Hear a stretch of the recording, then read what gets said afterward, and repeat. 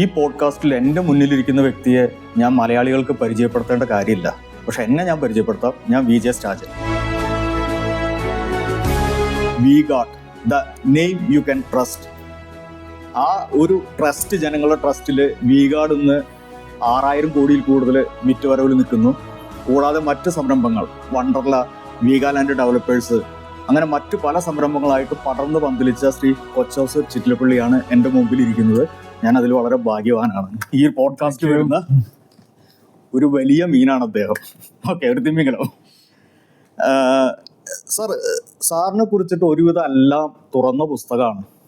ഒരുവിധം പറയാത്ത കഥകളില്ല എന്നുള്ളൊരു അവസ്ഥയിലാണ് എനിക്ക് ഇതുവരെയുള്ള എല്ലാ ഇൻ്റർവ്യൂകളും പോഡ്കാസ്റ്റും സാറിൻ്റെ തന്നെ പ്രാക്ടിക്കൽ വിസ്ഡം അതുപോലെയുള്ള ആത്മകഥാംശമുള്ള ചില പുസ്തകങ്ങൾ ഇതെല്ലാം വായിച്ചപ്പോൾ എനിക്ക് അങ്ങനെയാണ് തോന്നിയത്. പക്ഷെ എന്നാലും തുറക്കാത്ത ചില ഏടുകളുണ്ടോ എന്നുള്ളതാണ് എൻ്റെ ഒരു അന്വേഷണം.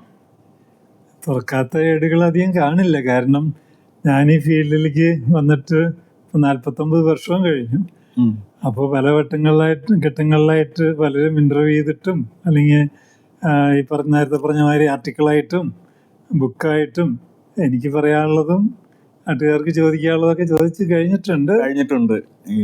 ഒരു ആവർത്തനമായിരിക്കും, എന്നാലും ചിലത് നമുക്ക് വ്യത്യസ്തമായി ശ്രമിച്ചു നോക്കാം, വീണ്ടും ഓർമ്മപ്പെടുത്താം. അതെ സാർ, ഒരു സംരംഭകനാകുന്ന യാത്ര ഒരുപാട് പ്രാവശ്യം ആവർത്തിക്കപ്പെട്ടിട്ടുള്ള ഒന്നാണ്. എങ്ങനെ ഒരു സംരംഭകനായി എന്നുള്ളതൊക്കെ. ഒരു സംരംഭകനായതിനു ശേഷം ഒരു മാതൃകാ പുരുഷനായതിനെ കുറിച്ചിട്ടാണ് ഞാൻ ചോദിക്കുന്നത്. 1000-ലധികം വീടുകൾ പണിതു കൊടുത്തു, 1000-ലധികം കുടുംബങ്ങൾക്ക് അത് അത്താണിയായി. കോടിക്കണക്കിന് രൂപ ചികിത്സാ ചെലവുകൾക്ക് വേണ്ടിയിട്ട് കൊടുത്തിട്ടുണ്ട്. ഒരുപാട് സ്കൂളുകൾ പുനർനിർമ്മിക്കാൻ വേണ്ടി സപ്പോർട്ട് ചെയ്തു. എന്തുകൊണ്ടാണ് ഇത്രം ഒരു സമ്പാദ്യം മറ്റ് ജനങ്ങൾക്ക് വീണ്ടും നമുക്ക് മറ്റുള്ളവർക്ക് തിരിച്ചു കൊടുക്കണം എന്നൊരു തോന്നൽ വരുന്നത് എന്തുകൊണ്ടായിരുന്നു? അത് എനിക്ക് തോന്നുന്ന ഓരോരുത്തരുടെ കാഴ്ചപ്പാടാണ്. അത് ഞാൻ ചെയ്യുന്ന മാതിരി എല്ലാവരും ചെയ്യണമെന്നൊന്നും ഞാൻ പറയില്ല. എനിക്ക് തോന്നി, അതായത് ഞാൻ ഒരു പ്രിവിലേജ് അല്ലെങ്കിൽ ഭാഗ്യവാൻ എന്ന് പറയില്ല, ഞാൻ എന്തോ എനിക്കൊരു ചാൻസ് കിട്ടി. അപ്പോൾ എനിക്കതിൽ വളരാൻ പറ്റി. പടിപടിയായിട്ട് വളർന്നു. ഏതെങ്കിലും കാലഘട്ടത്തിൽ തട്ടിത്തടഞ്ഞ് താഴെ വീഴാമായിരുന്നു. അതിൽ നിന്നൊക്കെ ഉയർത്തെഴുന്നേറ്റ് മുന്നോട്ട് പോയി, പിന്നെയും മുന്നോട്ട് പോയി. അപ്പോൾ ഞാനും പ്രതീക്ഷിക്കാത്തത്ര എനിക്ക് വളരാൻ സാധിച്ചു. ഞാൻ എൻ്റെ കോളേജിൽ പഠിക്കുമ്പോഴോ അല്ലെങ്കിൽ സ്കൂളിൽ പഠിക്കുമ്പോഴോ ഒരിക്കലും ഒരു ബിസിനസ്സുകാരനാവണമെന്ന് ആഗ്രഹമേ ഇല്ലായിരുന്നു. ഒരു നല്ല ജോലി, പ്രത്യേകിച്ച് ഒരു റിസർച്ചൊക്കെ ആണെങ്കിൽ ഒതുങ്ങിക്കൂടി അധികം ആൾക്കാർക്ക് മുഖം കൊടുക്കാണ്ട് ഒതുങ്ങി ജീവിക്കാം, ഈ ആശയങ്ങളൊക്കെ ആയിരുന്നു. പിന്നെയല്ല, എൻ്റെ കസിൻസ് ആയിക്കോട്ടെ അല്ലെങ്കിൽ എൻ്റെ പരിചയക്കാരോ റിലേറ്റീവ്സ് ആരും തന്നെ ഇതുപോലെ ബിസിനസ്സിൽ അത്ര വളർന്നു വലുതായിട്ടുമില്ല. അപ്പോൾ എനിക്ക് കിട്ടിയ ഒരു അവസരം, ഞാൻ എല്ലാം മക്കൾക്ക് വിധിച്ചു കൊടുക്കണമെന്നില്ലല്ലോ. എൻ്റെ ഒരു നല്ലൊരു ശതമാനം എന്തുകൊണ്ട് സമൂഹത്തിന് തിരിച്ചു കൊടുത്തുകൂടാ എന്നൊരു തോന്നൽ എനിക്കുണ്ടായി. അതിൻ്റെ ഭാഗമായിട്ടാണ് നേരത്തെ നിങ്ങൾ ഈ പറഞ്ഞ കാര്യങ്ങൾ ചെയ്യുന്നത്. ചിലർ വിമർശിക്കുന്നുണ്ട്, സാറിനെ അനുകൂലിക്കുന്ന ഒരു വലിയ വിഭാഗം ഉണ്ടെങ്കിലും വിമർശിക്കുന്ന കുറച്ച് ആൾക്കാരുണ്ടല്ലോ. വിമർശനമാണല്ലോ നമ്മുടെ ഒരു സ്ട്രെങ്ത് പലപ്പോഴും. അവർ പറയുന്നത് എന്താ വെച്ചാൽ, ഇത് കോർപ്പറേറ്റ് സോഷ്യൽ റെസ്പോൺസിബിലിറ്റി, CSR ഫണ്ടിൻ്റെ വിനിയോഗം മാത്രമേ ഉള്ളൂ എന്നുള്ള തരത്തിൽ പറയുന്നുണ്ട്. സത്യത്തിൽ ആ ഫണ്ട് മാത്രമാണോ ഇതിനുവേണ്ടി വിനിയോഗിക്കുന്നത്? ആ ഫണ്ട് ഇതിലേക്ക് എടുത്തിട്ടേ ഇല്ല. കാരണം ഒരു സ്റ്റേജ് കഴിഞ്ഞപ്പോൾ V-Guard, വണ്ടർല ഒക്കെ വേറെ വേറെ എന്നുള്ളൊരു കാഴ്ചപ്പാടിലാണ് ഞാൻ നിൽക്കുന്നത്. V-Guard മിഥുൻ നോക്കുന്നു, വണ്ടർല അരുൺ മാനേജ് ചെയ്യുന്നു. 2 ലിസ്റ്റഡ് കമ്പനികളാണ്. അപ്പോൾ അവർക്ക് അവരുടെ CSR പദ്ധതികളുണ്ട്. അവരുടെ CSR പദ്ധതികൾ അവർ എവിടെയൊക്കെ ഫാക്ടറി തുടങ്ങിയോ, എവിടെയൊക്കെ അമ്യൂസ്മെൻറ്റ് പാർക്കുള്ളത്, അതിൻ്റെ ചുറ്റുവട്ടത്താണ് അവർ ചെലവഴിക്കുന്നത്. അത് ഗവൺമെൻറ് ഉദ്ദേശിക്കുന്നത് അത് തന്നെയാണ്. അപ്പോൾ അത്തരം കാര്യങ്ങളിൽ അവരിടപെടുന്ന കാരണം കൊണ്ട് ഒരിക്കലും V-Guardൻ്റെയോ വണ്ടർലയുടെയോ ഫണ്ടല്ല അത്. ഇത് പേഴ്സണൽ ഫണ്ടാണ്. നമ്മുടെ സ്വന്തം പൈസ എടുത്തിട്ടാണ് ഈ മുടക്കുന്നത്. പക്ഷെ അത് ഒരുപാട് പേര് ഈ ആരോപണം പറയുന്നുണ്ട്. പൊതുവെ പറയുന്ന അതാണല്ലോ. അല്ല, അത് അവർക്ക് അറിഞ്ഞുകൂടാഞ്ഞിട്ടാണ്. അവരോട് ക്ഷമിക്കണമേ. അങ്ങനെ പറഞ്ഞു വരുമ്പോൾ ഈ കൊച്ചൗസർ ചിറ്റിലപ്പള്ളി എന്ന് പറഞ്ഞിട്ടുണ്ടെങ്കിൽ പൊതുവെ ഒരു വിപ്ലവകാരി കൂടിയാണ് ബിസിനസ്സിൽ. പല സ്ഥലത്തും പലതരത്തിലുള്ള ആർഗ്യുമെൻറ്റ്സ് ഫൈറ്റ് ചെയ്യുക, ഇങ്ങനെയാണ് മുന്നോട്ട് വന്നിട്ടുള്ളത്. ഭാഗ്യം ഒന്ന് മുഴുവനായിട്ട് ഞാൻ പറയില്ല എന്ന് പറഞ്ഞു സാറ് തന്നെ. കാരണം സാറിന് ഭാഗ്യം കൊണ്ടല്ല ഇവിടെ എത്തിയിരിക്കുന്നത്, സ്വന്തം വിൽ പവർ കൊണ്ടാണ്. അപ്പോൾ സാർ ഒരിക്കൽ പറഞ്ഞൊരു വാചകം എന്നെ വല്ലാതെ ശ്രദ്ധിച്ചൊരു വാചകമായിരുന്നു. ഒരുത്തൻ പണം കൊണ്ടല്ല ദരിദ്രനാവുന്നത്, ആശയം കൊണ്ടാണെന്ന് ഒരു പ്രസംഗത്തിൽ വെച്ച് സാർ ഒരിക്കൽ പറയുണ്ടായിട്ടുണ്ട്. അത് ചിലപ്പോൾ ഞാനായിരിക്കില്ല ആദ്യം പറഞ്ഞിട്ടുണ്ടാവുക. ഞാൻ ഇതുപോലെ കേട്ടിട്ട് കൊള്ളാലോ എന്ന് തോന്നിയിട്ട് ഞാനത് റിപ്പീറ്റ് ചെയ്തിട്ടുണ്ടായിരിക്കും തീർച്ചയായിട്ടും. കാരണം പണമല്ല പ്രധാനം, അയാളുടെ പ്രവൃത്തികളും അയാളുടെ ചിന്തകളും അതല്ലേ ഒരാളെ ഒരു വ്യക്തിയാക്കി മാറ്റുന്നത്. അത് ഇതിനു മുമ്പ് ആരെങ്കിലും ഒക്കെ പറഞ്ഞിട്ടുണ്ടാവും, ഉണ്ടായിരിക്കാം. അത്രം മുൻകൂട്ടി അങ്ങനെ അറിഞ്ഞ ആൾക്കാരാണ് സാറിനെ പോലെ ഒരു വിജയപഥത്തിലേക്ക് വന്നിട്ടുള്ളൂ എന്ന് എനിക്ക് തോന്നിയിട്ടുണ്ട്. കാരണം പുതിയ ആശയങ്ങൾ അത് അവതരിപ്പിക്കുകയും അതിനുവേണ്ടി നിലകൊള്ളുകയും അത് വിജയിപ്പിക്കുകയും ചെയ്യാന്ന് പറഞ്ഞതിന്റെ ഒരു സംരംഭകനെ സംബന്ധിച്ച് ഏറ്റവും പ്രധാനമായിട്ടുള്ള കാര്യമാണ്. തീർച്ചയായിട്ടും. കാരണം ഞാൻ തുടങ്ങിയപ്പോൾ ഇതിൻ്റെ ഡെപ്ത് അല്ലെങ്കിൽ ഇതിൻ്റെ ആഴം ഞാൻ മനസ്സിലാക്കിയിട്ടുണ്ടായിരുന്നില്ല. അതുകൊണ്ട് തന്നെ അതിലേക്ക് എടുത്ത് ചാടി.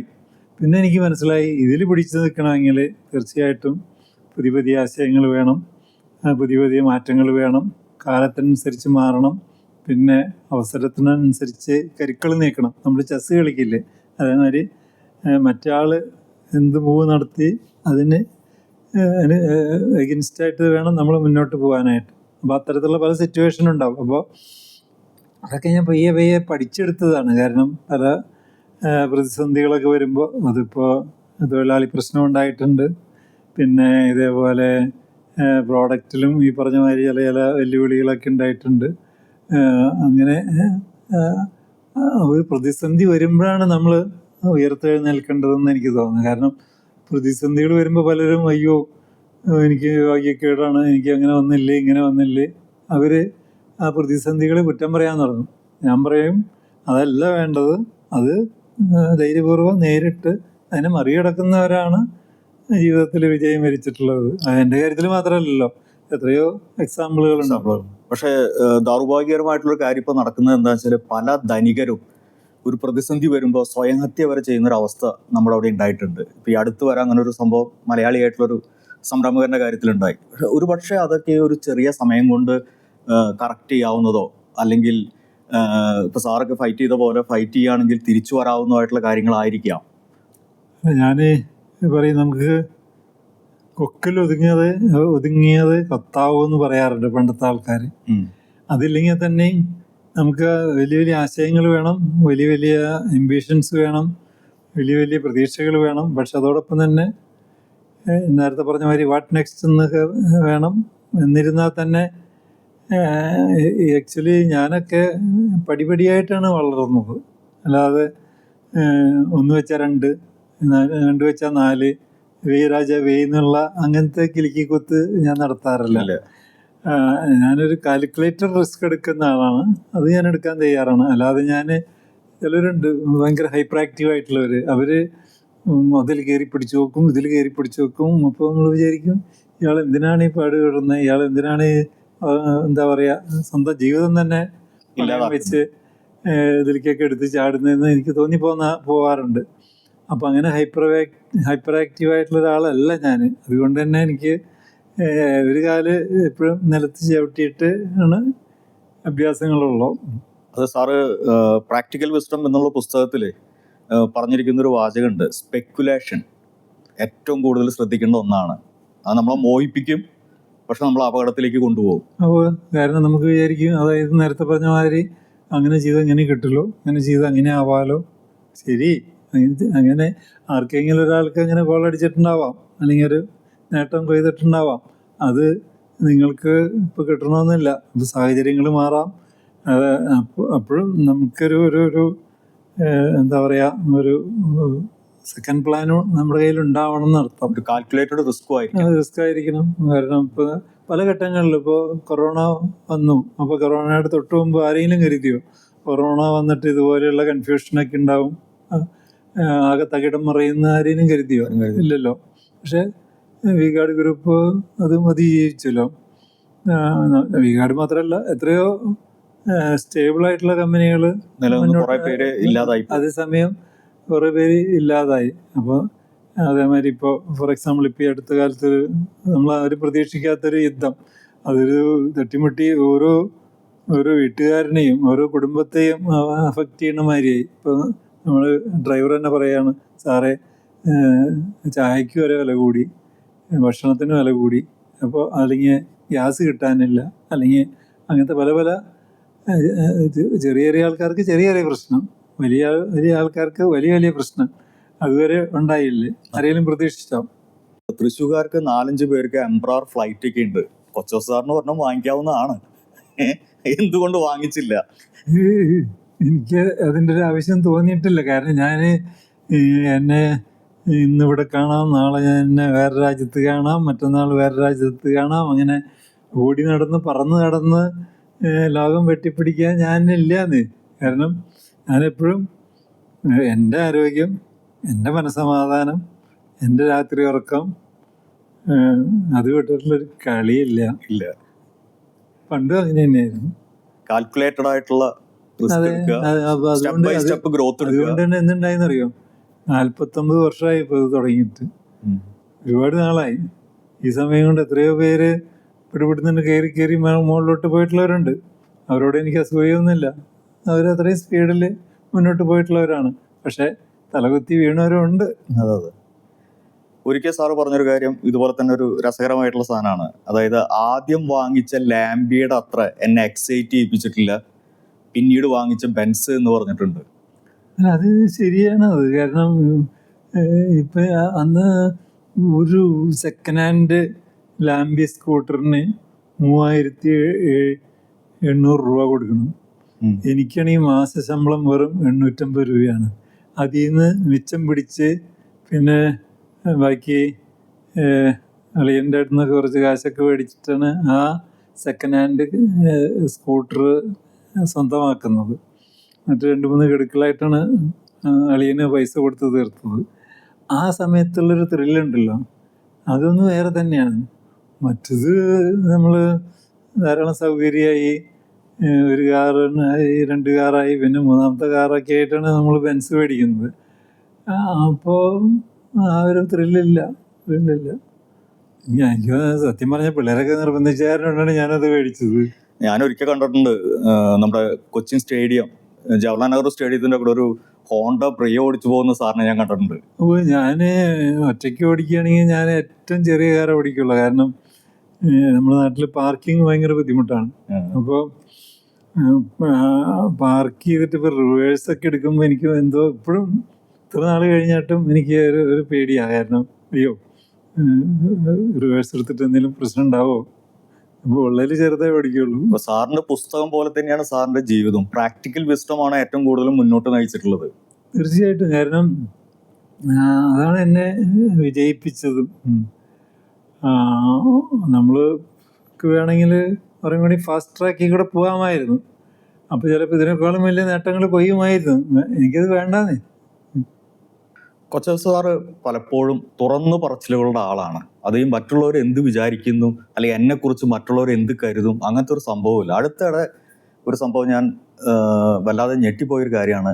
എനിക്ക് പഠന വൈകല്യം ഉണ്ടായിരുന്നു, ഡിസ്ലെക്സിയ ഉണ്ടായിരുന്നു എന്ന് പറഞ്ഞത്. അപ്പോൾ സാറിനൊക്കെ ഇപ്പോൾ ഡിസ്ലെക്സിയ കാൽക്കുലേഷനിൽ ഒക്കെ ഉണ്ടാവുകയാണെങ്കിൽ സാറ് വളരെ ശ്രദ്ധിക്കണം. കാരണം ഞാനൊരു 500ൻ്റെ ചെക്ക് എഴുതി കൊടുത്താൽ 0 കൂടിപ്പോയാൽ ചിലപ്പോൾ ബാങ്കിൽ നിന്ന് തിരിച്ചു പോകും.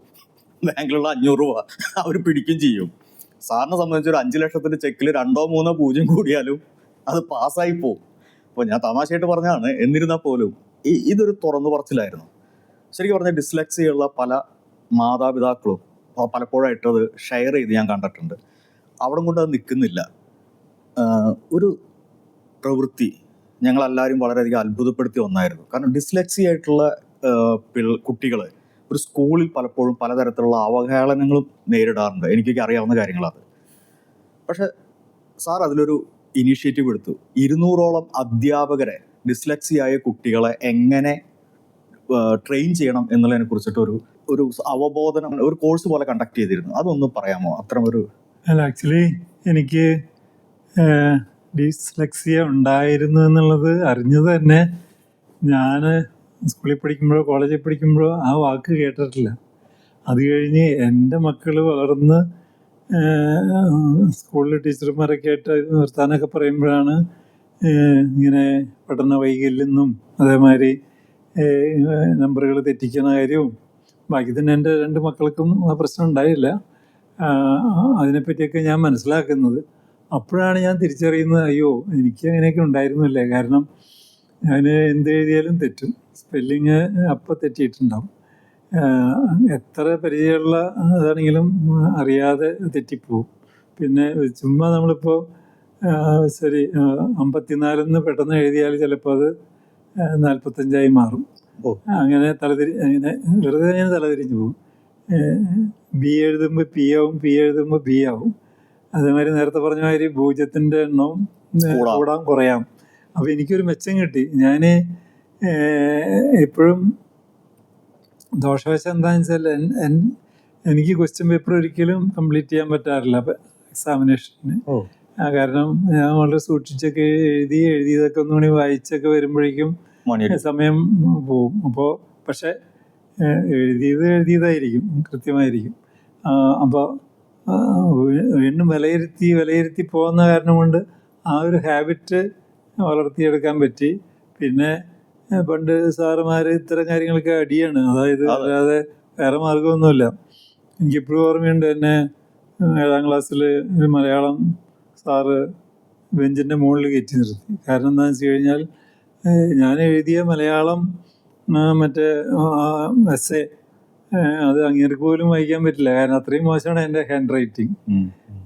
അതുപോലെ അങ്ങേര് ഒരു തവണ എന്നെ കളിയാക്കി, അതായത് നീ ആൾ കൊള്ളാലോ, നീ എനിക്ക് നല്ല ഭാവിയുണ്ടല്ലോ, നീ ഒരു ഡോക്ടറാവെന്ന് പറഞ്ഞു. അയാൾ കളിയാക്കിയതാ. ഞാൻ വിചാരിച്ചു ശരിയാണ്. കളിയാക്കാൻ കാരണം എന്താണെന്ന് വെച്ച് കഴിഞ്ഞാൽ ഹാൻഡ് റൈറ്റിങ് മോശമാണ്. ഡോക്ടർമാരെയും പൊതുവെ വായിച്ചാൽ തിരിയില്ലല്ലോ. ഡോക്ടർ പ്രേമലേഖനം എഴുതി കഴിഞ്ഞാൽ കമ്പൗണ്ടറുടെ കയ്യിൽ കൊണ്ടുപോയി കൊടുക്കണം എന്നാണ് പറയുന്നത്, മനസ്സിലാക്കാൻ. ഇനി അപ്പോൾ അത് ഒരു കണക്കിന് എനിക്ക് ചില ഗുണങ്ങൾ കിട്ടിയിട്ടുണ്ടെന്ന് എനിക്ക് തോന്നുന്നു. കാരണം നമ്മൾ മനസ്സിരുത്തി അനലൈസ് ചെയ്ത് മുന്നോട്ട് പോകാനായിട്ട് ഗുണം ചെയ്തിട്ടുണ്ട്. ഈ അധ്യാപകനായിരിക്കും പിന്നീട് ഈ 200 അധ്യാപകരെ പരിശീലിപ്പിക്കാനുള്ള ഒരു തേജോപകാരല്ലേ? അല്ല, അതായത് പിന്നീട് ഇത്തരം ആശയങ്ങളൊക്കെ പോപ്പുലറായി, വിദേശത്തത് മനസ്സിലായി. ഇത്തരം ഡിസ്ലെക്സിയ ഉള്ളവരെ കറക്റ്റ് ചെയ്യാൻ പറ്റുന്ന, ആക്ച്വലി എൻ്റെ ഗ്രാൻഡ് ചിൽഡ്രനിൽ ഒരാൾക്ക് ചെറിയ പ്രോബ്ലം ഉണ്ടായിരുന്നു. ഇതിന് ചെറുതായിരുന്നു, അത് കറക്റ്റ് ചെയ്തു. ഇപ്പോൾ ആൾ കോളേജ് ലെവൽ വരെ എത്തി. എനിവേ, അപ്പോൾ അത് കുറേയൊക്കെ കറക്റ്റ് ചെയ്യാവുന്നതാണ്. അതിന് പണ്ട് അറിയില്ലായിരുന്നു എങ്ങനെ കറക്റ്റ് ചെയ്യണമെന്ന്. അപ്പം അതിനുള്ള മെത്തേഡ്സൊക്കെ ഉണ്ട്. അപ്പോൾ അതിൽ സാറ് സജീവമായി നിൽക്കുന്നുണ്ട് ഇപ്പോഴും, അവർക്ക് വേണ്ടി നിലകൊള്ളുന്നു. തീർച്ചയായിട്ടും, കാരണം നമ്മൾ അതിൻ്റെ ഒരു അനുഭവസ്ഥനാണല്ലോ. ഇതുപോലെ തന്നെ മറ്റൊരു കാര്യം എന്നെ അത്ഭുതപ്പെടുത്തിയിട്ടുള്ളതാണ്, അധികം പറഞ്ഞു കേൾക്കാത്തൊരു കാര്യമാണ്. സാറ് വീട് വെച്ചതും കിഡ്നി കൊടുത്തതൊക്കെ ഒരുപാട് നമ്മൾ മലയാളികൾ ആഘോഷിക്കുകയും പറയുകയും ചെയ്തിട്ടുണ്ട്. സത്യം പറഞ്ഞൊരു ഗവൺമെന്റ് ജോലി കിട്ടാത്തതുകൊണ്ടാണ് ഭൂരിഭാഗം മലയാളികളും സംരംഭകരായി മാറിയത്, അല്ലെന്ന് സാറിന് പറയാൻ പറ്റുമോ? അല്ല, എൻ്റെ കാര്യത്തിൽ ഞാൻ പറയാറുണ്ട്. അതായത് ഞാൻ 3 കൊല്ലം ജോലി ചെയ്തിരുന്നു. അതൊരു പ്രൈവറ്റ് കമ്പനി ആയിരുന്നു. ആ കമ്പനി നല്ല നിലയിൽ പോയില്ല. ആ കമ്പനി അടിക്കടി നല്ല നിലയിൽ പോയി വളർന്നിരുന്നെങ്കിൽ ഞാൻ അവിടെ കൂടുമായിരുന്നു. ആ 3 കൊല്ലം എനിക്കറിയാം ഇവരുടെ പോക്ക് അത്ര ശരിയല്ല, ഇവർ ഇത്ര മുന്നോട്ട് പോകുന്നില്ല. അത് കാരണം കൊണ്ട് ഞാൻ ഒരുപാട് ജോലിക്ക് അപേക്ഷിച്ചിട്ടുള്ള ആളാണ്. ISROയിൽ വരെ ഞാൻ അപ്ലൈ ചെയ്തിട്ടുണ്ട്. കിട്ടാത്തോണ്ട് സംരംഭകനായതാണ്. പിന്നെ എനിക്ക് മനസ്സിലായി ഇവിടെ നിന്നിട്ട് മറ്റിടത്ത് നിന്നിട്ട് വലിയ കാര്യമില്ല, രണ്ടും കൽപ്പിച്ചിറങ്ങിയതാണ്. സംരംഭകനാവാൻ സാധാരണഗതിയിൽ ഒരു രക്ഷിതാക്കളും നമ്മൾ അനുവദിക്കാറില്ല. ഇപ്പൊ എന്റെ നാട്ടിലേക്ക് പൊതുവെ ടീച്ചർമാരാവുക എന്നുള്ളതാണ് പൊതുവെ ഉള്ളൊരു, സാറിനറിയാലോ, പാവർട്ടി എല്ലാം ടീച്ചർമാരും മാഷന്മാരുള്ളൊരു സ്ഥലമാണ്. അപ്പൊ ഈ സംരംഭകനാവാൻ സത്യം പറഞ്ഞാൽ വേറൊരു അവസരമില്ലാത്തതുകൊണ്ട് സംരംഭകരാകുന്ന ഒരുപാട് സ്മോൾ മീഡിയം എന്റർപ്രൈസിലുള്ള ആൾക്കാരെ സാറ് ദത്തെടുത്ത് പഠിപ്പിച്ചിട്ടുണ്ട്. ഏകദേശം 700-ലധികം പേരെ. ആ പ്രോഗ്രാമിന് വിജയഭവ എന്നാണ് പേരിട്ടിരിക്കുന്നത്. വിജയിച്ചു വരൂ എന്നുള്ളത്, അതിനെ കുറിച്ചൊന്ന് പറയാമോ സാറിന്? അല്ല, അത് എനിക്ക് തോന്നിയ, അതായത് അപ്പോൾ വർഷങ്ങൾ കഴിഞ്ഞതിന് ശേഷമാണ് ഞാൻ ഈ രാഷ്ട്രീയത്തിലേക്ക് കിടക്കുന്നത്. അപ്പോൾ അതിന് എന്നെ സഹായിച്ചത് വർമ്മയിലെ സത്യനാരായണൻ കൂടിയാണ്. ആള് പറയാറുണ്ട്, നിങ്ങളുടെ അനുഭവങ്ങളൊക്കെ വെച്ചിട്ട് നമുക്ക് ഒരു ഇതുപോലെയുള്ള തുടങ്ങാത്തവരല്ല, തുടങ്ങിക്കഴിഞ്ഞിട്ട് വെള്ളം കുടിക്കുന്നവരുണ്ടല്ലോ, അല്ലെങ്കിൽ തുടങ്ങിക്കഴിഞ്ഞിട്ട് അതിൻ്റെ അനുഭവത്തിൽ കൂടെ കടന്നു പോകുന്നവർക്ക് ഒരു ട്രെയിനിങ് കൊടുത്താൽ നല്ലതാണ്. അപ്പോൾ അതിനകത്ത് ഈവൻ ഫിനാൻസിനെ പറ്റിയും അല്ലെങ്കിൽ കോമേഴ്സിനെ പറ്റിയും അല്ലെങ്കിൽ ടാക്സേഷനെ പറ്റിയും അതിനകത്ത് HR പറ്റിയും അല്ലെങ്കിൽ മാർക്കറ്റിങ്ങിനെ പറ്റിയും ഒക്കെ അനുഭവസ്ഥർ പറയുകയാണെങ്കിൽ അത് ഇവർക്ക് കുറേ കൂടി ഗുണം ചെയ്യും. അപ്പം അങ്ങനെയാണ് ആ ഒരു കോഴ്സ് ഡിസൈൻ ചെയ്തത്. അവിടെ വന്നവരെല്ലാവരും സക്സസ്ഫുൾ ആയിട്ടുള്ള എൻ്റർപ്രണേഴ്സാണ്, അല്ലാതെ കോളേജ് പ്രൊഫസർമാരല്ല, എൻ്റർപ്രണേഴ്സാണ്. അപ്പോൾ അവരുടെ അനുഭവങ്ങൾ പറയുമ്പോൾ അതിൽ നിന്ന് കുറച്ച് ടേക്ക് അവേസ് നമ്മുടെ ആളുകൾക്ക് കിട്ടിയിരുന്നു. അതുകൊണ്ടാണ് അത് വിജയിച്ചു പോയത്. ആ പ്രോഗ്രാം അറ്റൻഡ് ചെയ്ത ഒരാളാണ് ഞാൻ. എനിക്കറിയാം. എനിക്ക് നേരിട്ടറിയാവുന്ന ഒരുപാട് പേര് ആ പ്രോഗ്രാം കൊണ്ട് മാത്രം സ്കെയിലപ്പ് ചെയ്യുകയും അടുത്ത ലെവലിലേക്ക് മാറിപ്പോയി ഒരുപാട് പേരുണ്ട്. ഒരാളുടെ പേരായിട്ട് നമുക്ക് പറയാൻ പറ്റില്ല, ഒരു 10 പേരുടെ പേര് പറഞ്ഞിട്ട് കാര്യമില്ല. 700 പേരിൽ ഭൂരിഭാഗം ആൾക്കാർക്കും അവർക്കൊരു വിഷൻ വന്നു. പിന്നെ അവർ പഠിച്ചത് വന്നിട്ട് ശരിക്കും പറഞ്ഞാൽ മാസ്റ്റേഴ്സിൻ്റെ അടുത്തു നിന്നാണ്. ഇതെല്ലാം മാസ്റ്റർ ക്ലാസ് ആയിരുന്നു. നമ്മളൊരു MBA പഠിച്ചാലോ ഒരു BBA പഠിച്ചാലോ ശരിക്കും ഈ ഒരു എക്സ്പീരിയൻസ് നമുക്ക് കിട്ടുന്നില്ല. ശരിക്കും നീന്തൽ കുളത്തിൽ ഇറക്കി തന്നെയാണ് പഠിപ്പിച്ചത്. അപ്പോൾ അതൊരു വളരെ നല്ലൊരു പ്രോഗ്രാമായിരുന്നു. ഇനി ഇങ്ങനെ പറഞ്ഞു വരുമ്പോൾ ഞാൻ സാറിനെ കുറിച്ച് ആദ്യം കേൾക്കുന്നത് പാവർട്ടിക്കാരനായൊരു തോമസ് മാസ്റ്റർ കഥയിൽ നിന്നാണ്. പാവർട്ടിക്കാരനായ തോമസ് മാസ്റ്റർ ഒരു കേസ് കൊടുത്തു. അതായത് എനിക്ക് 80 വയസ്സായി, എന്നെ പരിരക്ഷിക്കാൻ മറ്റുള്ളവർ സപ്പോർട്ട് ചെയ്യാത്തോടത്തോളം കാലം എനിക്ക് അന്തസ്സായി മരിക്കാനുള്ളൊരു അവകാശമുണ്ട് എന്ന് പറഞ്ഞിട്ട് ഒരു കേസ് അദ്ദേഹം കൊടുക്കുകയും അന്ന് ഈ തോമസ് മാഷായിരുന്നു എന്നാണ് എൻ്റെ സ്കൂൾ മാഷായിരുന്നു. തോമസ് മാഷിനെ കാണാൻ വേണ്ടിയിട്ട് സാർ അവിടെ വരികയും അതോടൊപ്പം ഞങ്ങളുടെ നാട്ടിൽ മുഴുവൻ അതൊരു വലിയ സംസാരമാവുകയും പിന്നീട് ഞാൻ അറിയുന്നത്, പത്രത്തിൽ അറിയുന്നത്, സാറും അതിൽ കക്ഷി ചേർന്നു എന്ന് പറഞ്ഞിട്ടാണ്. എന്തായിരുന്നു അതിന്റെ ഇത് സംഭവം നടക്കുന്നത്? അന്ന് എനിക്ക് 48 വയസ്സുള്ളൂ. അപ്പോൾ ഇങ്ങനെ ഇദ്ദേഹം ഒരു കേസ് കൊടുത്തു എന്ന് പറഞ്ഞിട്ട് പേപ്പറിൽ വന്നു. അതായത് ഈ നേരത്തെ പറഞ്ഞ പോലെ എനിക്ക് ആരോഗ്യം ക്ഷയിക്കാനാണെങ്കിൽ എനിക്ക് മരിക്കാൻ അനുവാദം തരണം എന്ന് പറഞ്ഞിട്ട്. ഇപ്പോൾ ഏറെക്കുറെ അത് നടപ്പിലായി തുടങ്ങി, പൂർണ്ണമായിട്ട് അല്ലെങ്കിൽ തന്നെയും. അപ്പോൾ എനിക്കും ഈ ഒരു ആശയങ്ങൾ മനസ്സിലുണ്ട്. അതായത് ജനിച്ചാലൊരു ദിവസം മരിക്കണമല്ലോ. നമുക്ക് ഒരുപാട് നന്ദിയുണ്ട് മെഡിക്കൽ സയൻസിനോട്. ഇപ്പോഴത്തെ മോഡേൺ മെഡിക്കൽ സയൻസാണ് നമ്മളെയൊക്കെ നിലനിർത്തുന്നത്. അല്ലാതെ നമ്മുടെയൊക്കെ ഗ്രാൻഡ് പാരൻസ് ഒന്നും ഇത്ര നാൾ ജീവിച്ചിട്ടില്ല. കാരണം അവരൊരു ആയുർവേദ ഡോക്ടർ വൈദ്യനെ കാണും, അയാൾ ചില മരുന്ന് കൊടുക്കും, അപ്പോഴേക്കും വേറെ കാര്യമായിട്ടുള്ള പ്രശ്നങ്ങളൊക്കെ ഉണ്ടാവും. ഒരിക്കലും പണ്ടത്തെ ആയുസ് ഇപ്പോൾ കൂടി കിട്ടിയിട്ടുണ്ടെങ്കിൽ മോഡേൺ മെഡിസിനോട് നന്ദി പറയണം. ഞാൻ പറയാം ദൈവാനുഗ്രഹം അല്ല, അത് മോഡേൺ മെഡിസിനാണ്. പക്ഷെ അതേ മോഡേൺ മെഡിസിൻ തന്നെ വേറൊരു ദോഷം ചെയ്യുന്നുണ്ട്. അതായത് എത്ര വയസ്സ് കഴിഞ്ഞാലും ഇവർ ഡോക്ടർമാർ രോഗീനെ, പ്രത്യേകിച്ച് കോർപ്പറേറ്റ് ചായവുള്ള ഹോസ്പിറ്റലുകൾ ട്രീറ്റ് ചെയ്തുകൊണ്ടേയിരിക്കും. അതായത് ഇയാളുടെ ആരോഗ്യം എത്ര ക്ഷയിച്ചാലും ട്രീറ്റ് ചെയ്തുകൊണ്ടേയിരിക്കും. എത്രയോ അനുഭവങ്ങളുണ്ട്. അപ്പം അത് കണ്ടിട്ട് ഞാൻ ഇങ്ങനെ പോയി കണ്ടു പാവർട്ടിയിൽ. അപ്പോൾ അങ്ങേർക്ക് ചെവി കേൾക്കാൻ വയ്യാതായി, വായിക്കാൻ പറ്റാതായി, എത്ര കണ്ണട മാറ്റി വെച്ചിട്ടും കാര്യമില്ല എന്നൊക്കെ പറഞ്ഞു.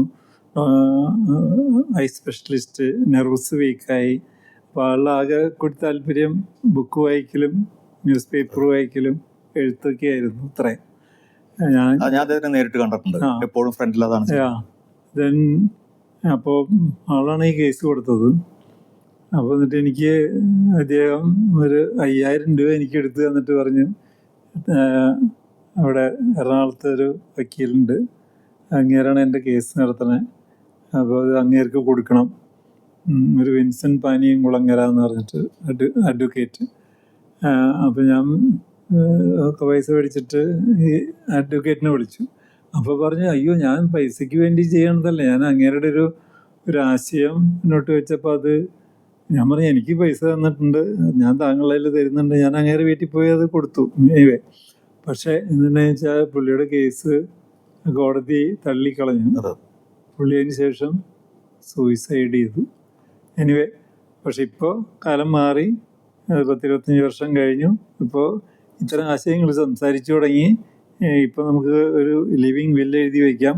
അതായത് നമുക്കൊരു ഏജ് കഴിഞ്ഞാൽ നമുക്കൊരു കാര്യമായിട്ടുള്ള അസുഖം, ഒരു ടെർമിനൽ ഡിസീസ്, അത് പലതരത്തിലുള്ള ടെർമിനൽ ഡിസീസ് ഉണ്ടല്ലോ.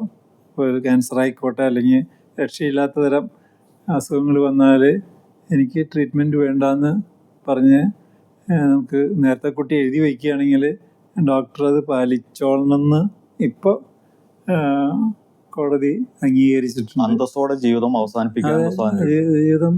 അപ്പം ഞാൻ പറയുന്നത്, നമ്മൾ ഏതൊരു മനുഷ്യനും ജനിച്ചാൽ മരിക്കണമല്ലോ.